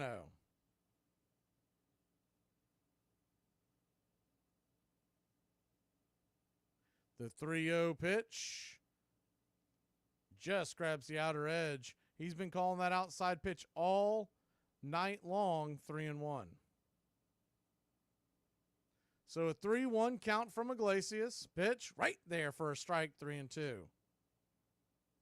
Iglesias got his 200th save last night. This is not a save situation, but much bigger, I'm sure, in his mind. The 3-2 pitch. Swing and a miss. Strike 3. Pulled the string on that one. One away.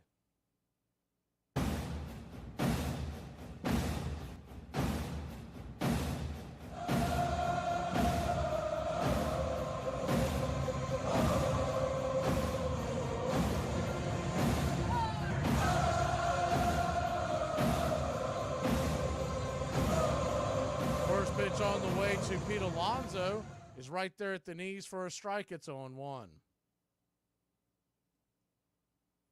The 0-1. Pitch on the way. Swung on and chopped foul back behind home plate.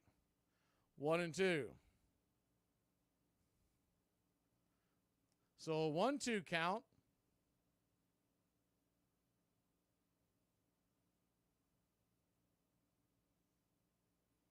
Pitch on the way. Swung on and swatted back foul. Just got out in front of that one.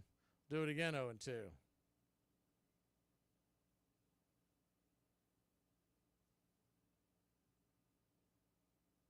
Righty. Standing on deck is Martinez. Time is called by Alonso. Detroit leads Houston 5-0 in the second. They were all over Christian Javier. Grand slam was just hit. The 0-2 pitch. High and out of the zone. 1-2. 94-mile-an-hour fastball. So a 1-2 count. Iglesias comes set. The pitch. Swing and fouls that back out of play. We'll do it again.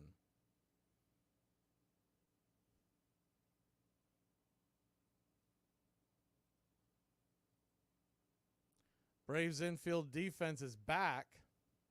Shifted to the left side. The 1-2 from Eyeglasses. Swung on, that ball is hammered down the left field line, but plenty foul. Goes into the upper deck, the second tier here at Citi Field. But well left of the foul pole. The 1-2 from Iglesias. Fastball misses outside, 95-mile-an-hour sinker. 2-2. You got a 2-2 count. Nobody on, one out. The pitch. Swung on and lifted over towards short. RC has got it. Fires it across the diamond, and there's 2 away. Braves are 1 out away from history.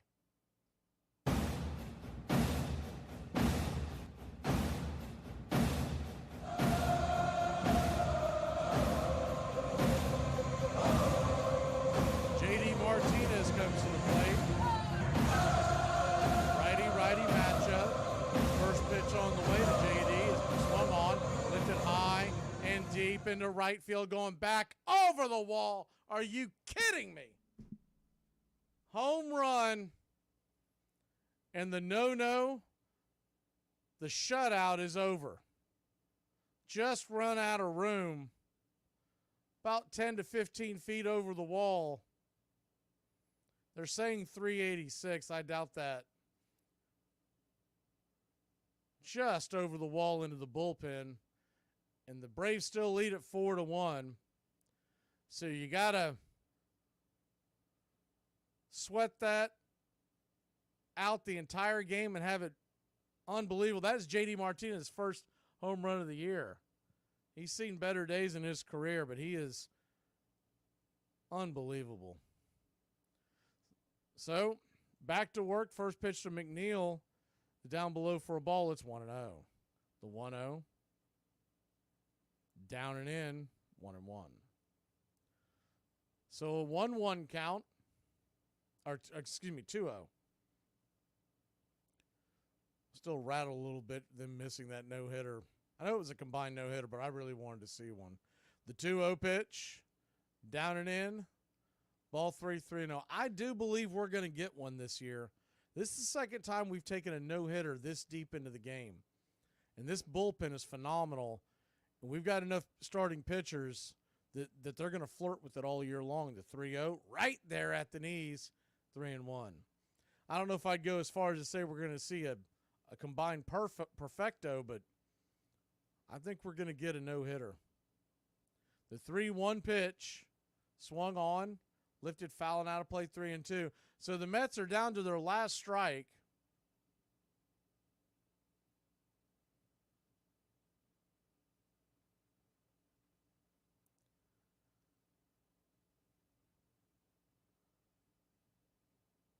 It's a 3-2 count. McNeil stands at the plate. Braves 1 strike away from taking the first 2 of the series. The pitch. Sinker nowhere near the zone, ball 4. So now the tying run is coming to the on-deck circle. Kranitz is going to go out there and talk to Eyeglasses, calm him down a little bit, probably get him to just kind of clear his mind. I'm sure he was as wrapped up in the drama as that as anybody.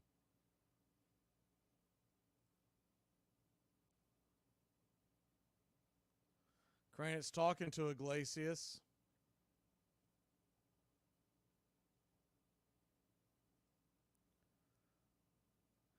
Iglesias at 21 pitches. Remember, he went into the high 20s yesterday. So for all intents and purposes, he's done for the series. This will be his final outing of the series. They won't send him back out tomorrow night no matter what the score is. They'll have to come up with a game plan.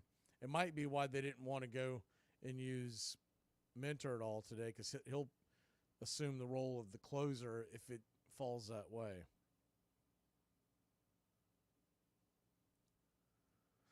So Iglesias goes back to work. The first pitch on the way is a sinker down and in for a ball. It's 1-0.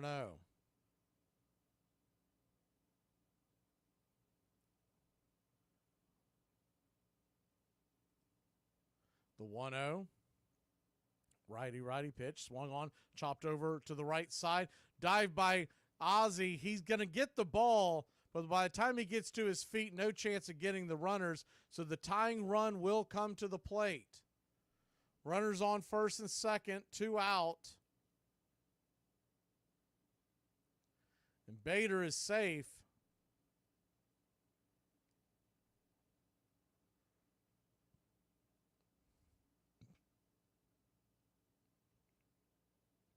Looks like, I believe that's Dylan Lee warming back up in the Braves bullpen again. First pitch on the way from Iglesias is right there at the knees for a strike. It's 0-1. That's the difficult part when you put a closer in, even though we know what was on the line with the no-hitter. When they come in a game that's not a save opportunity, they just tend to not pitch very well. The 0-1 pitch, swung on, lifted high, into center field, coming around, making the catch is Michael the Hawk Harris, and that'll end the game. Braves win, your Atlanta Braves win. They'll do the gritty out there, and Kelnick will do some version of it. Braves win, so close, 4-1 your final. Atlanta takes the series. We'll go for the sweep tomorrow night. We'll take a really quick break and do a really quick post-game show here on a Saturday night. We'll be back in a flash here on Braves Country. Hey, Braves Country. You're in Braves Country.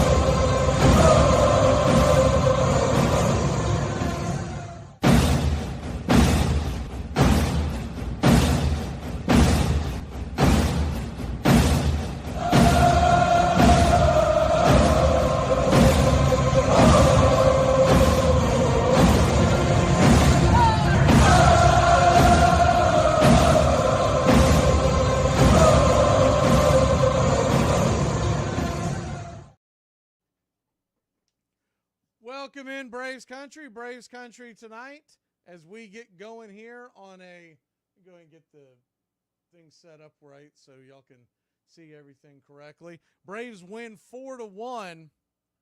Tough way to get a win. That's the best way I'm going to put that. That is a tough way to get a win. Before we get off here, though, I do want to say happy Mother's Day to everybody, and a special happy Mother's Day to my mom. Her and her family, my entire family is the reason why I love baseball, but she had a lot to do with it. Her and her father were big Brooklyn Dodger fans, grew up in the Brooklyn area, and then we moved south, and I fell in love with the Braves.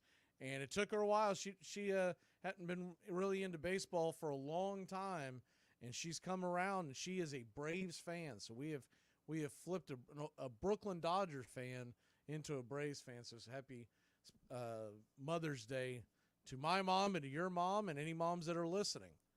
Man, was that tough. I'm going to put the phone lines are open. Anybody wants to make a call, we're going to do this for just a few minutes. It is Saturday night. I want y'all to enjoy your night, but that game was too good not to do a post-game show as the Atlanta Braves. Max Fried goes to 3-1, a 3.57 ERA. Think about how bad he started this year. He obviously gets the game ball. Honorable mentions, you got to give, first of all, Orlando Arcia's 2-run home run. That was huge. That was absolutely huge. And Michael Harris II went 3 for 3 with the walk, so maybe he's coming out of his funk because he has been bad. He has been really bad. And the biggest thing I saw from that today is he was taking pitches. He was eating pitches, and that's all you really need from Harris. The more pitches he sees, the more likely you're going to get a fastball, the more likely they may just walk you, and with your speed, you're going to be able to get on and wreak all kinds of havoc. You know something I haven't seen him do this year that he has done in years past that I would kind of like to see him get back to? Oh, I forgot I had my rally cap on. I was pulling for the no-hitter. He used to threaten the bunt. He did it a lot last year. He didn't always drop a bunt, but he would drop a bunt if need be. You haven't seen a whole lot of that this year. I'd like to see him do more of that. Braves win it 4-1. If you're just joining us, we were 1 out away from a no-hitter, a combined no-hitter for the first time in 30 years. Let's go ahead and get the call in here. You're on with Braves Country Radio. Who are we talking to? Hello, Mac. This is Margaret. Hey, Margaret. How are you?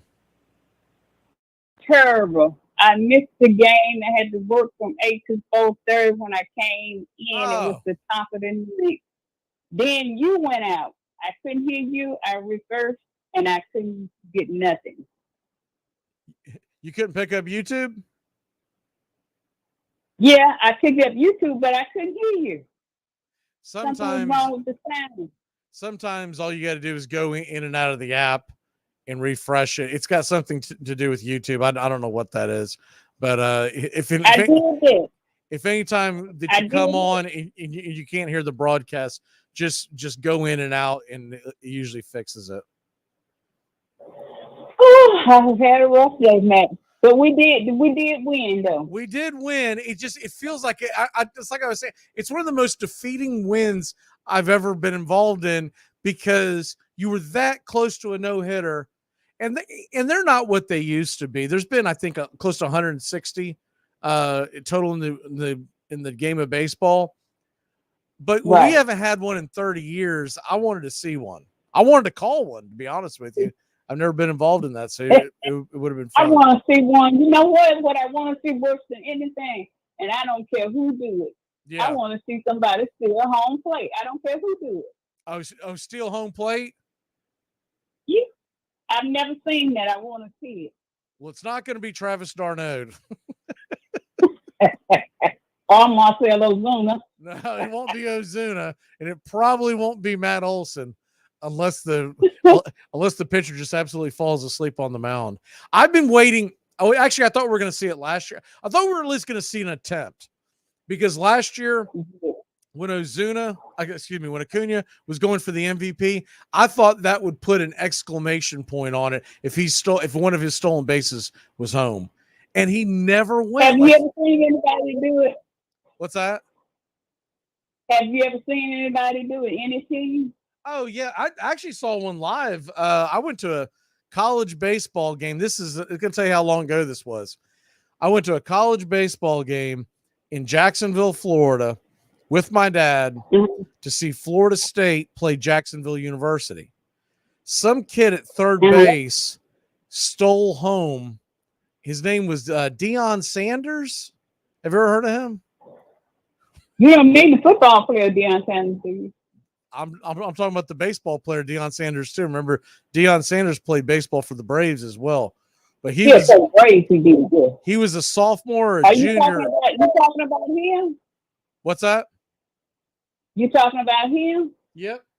Deion Sanders, the ex-Atlanta Brave, the ex-Atlanta Falcon. He was at Florida State, and he stole home on a pickle play. So he starts to go home.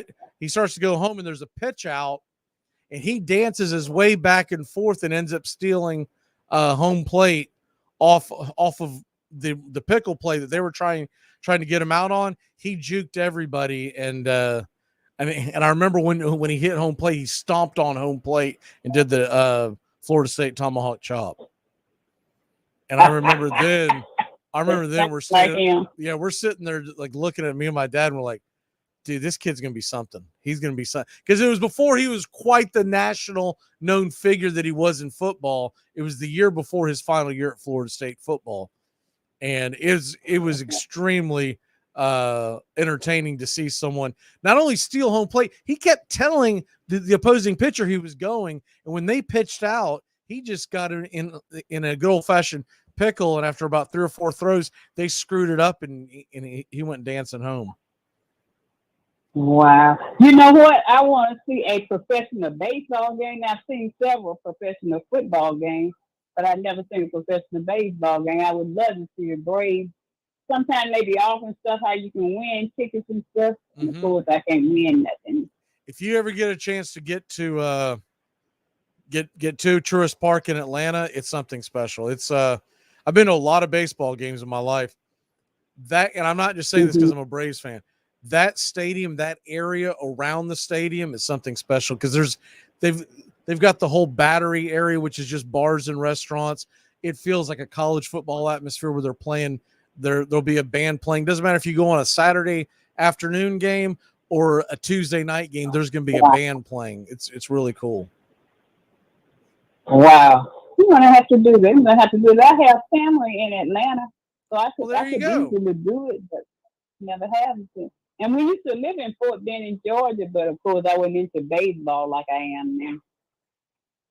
Yeah, it's a special time. And So I'll now tell you what, tell me, who did what today? Then I'm gonna let you go. Who did what today? Who did the hitting today? well, Max Fried gets the game ball because he went 7 innings, no hit. Yes, But as far as the hits, Arcia, 2-run home run. He got that in the 3rd inning, and Michael Harris finally got up and got hitting. He went 3 for 3 today. They were all singles, but he did get an RBI. He knocked in Riley, and the final run that we scored was a base on balls. Acuna driving in Darnode with the base on balls. With the bases. Olsen hit a home run last night. He went 0 for 4 tonight. But he did hit a home run last night, so that was nice to see. I don't know if you caught the game last night, but Olsen, Ozzie, and Acuna all went deep. You know what, Matt? I need to move. Because if it's not work, it's these grandchildren. They had me late last night. Yeah, just turn the lights off and tell everyone that you don't even have to move. Just tell everyone you moved. But I still thank you, Matt, because if it wasn't for you, I wouldn't have nothing for the Braves now. I have tried everything. I can't get nothing. Well, I appreciate you being a part of Braves Country, Margaret. We always look forward to seeing you say hi and everything, and love the phone calls. Okay. And now you was gone off. Happy Mother's Day to you. And I want to know, are you going to be on tomorrow? Or are you just going to have a chat up? I'm just going to have the chat up. It's a night game and it's Mother's Day. We tried doing we tried doing the games before Mother's Day, and it wasn't much of an interest. I think a lot of people are busy with family. Oh, okay. You said it's a night game, so you still not coming. You just going to be busy. It's a night game. I have to be up super early on Monday mornings. I got to get up at about 4:45 on Monday morning. So I'll still put the chat up. I understand. I'll still put the chat up for everybody, but Sunday's the one day of the week that I get to spend with my family. So that's why we don't do the Sunday. But again, thank you so much. Without you, I wouldn't have nothing. And let me tell you this one thing. Then I'm going to let you go for real. When they first went off the air, I was looking for you. Usually when I pull YouTube up, you pops up first. Guess what pops up this time? What's that? Two men popped up speaking Spanish. For the Braves game? For the Braves. Well, I don't speak Spanish, but just a little bit. Maybe they were saying Atlanta Braves, but they were speaking Spanish. It may have something to do with Acuna. So I said, "Well, I know I'm doomed now." I know that we've had some fans come in from Venezuela last year. They were paying attention to Acuna, so maybe we've gotten a fan base down there because of it. I don't know. Yeah, but again, I'm gonna let you go, and I thank you so much for all you do. And I'll be looking forward to seeing you Monday. Yes, ma'am. Do they play Monday? Yeah, we come back home and play the Cubs Monday. It's a long road series. It's a long home series. We're going to play the Cubs and the Padres all next week. Oh, okay. Happy Mother's Day. Happy Mother's Day to you. Thank you. Do you know what the games will be, day or night, though? When tomorrow? Monday when you come back. Monday's a night game. The Cub games, all three of them are night games. Great, I can see all of them. Thank you so much for the Happy Mother's Day. And thank you for all you do. Friday and Saturday next week are night games too. And if you get local Fox TV, the game's going to be on Fox next Saturday. Okay. Oh, good then. Thank you so much, Matt. All right. Ma'am. Thanks again. Yes, ma'am. Right, bye-bye. Have a good day. Bye-bye. You. All right. So I think that'll about do it. It was great hearing from you, Margaret. And Braves win 4-. Look, we would have liked to have gone out here. It's kind of funny we win the first one 4-2, the second one 4-1. We might have to score more than 4 runs tomorrow, y'all. Bryce Elder's on the mound, and he's been iffy. But I think Bryce will go out and pitch a good one tomorrow night. I hope he does. Y'all have a great night, and Braves win. Braves win. Your Atlanta Braves win. Whiskey for my man. Beer for my horses. There's a lot more baseball going on tonight. Hope y'all enjoy it. And there's the Celtics game that I'm going to partake in. Go Celtics. We'll see you next time.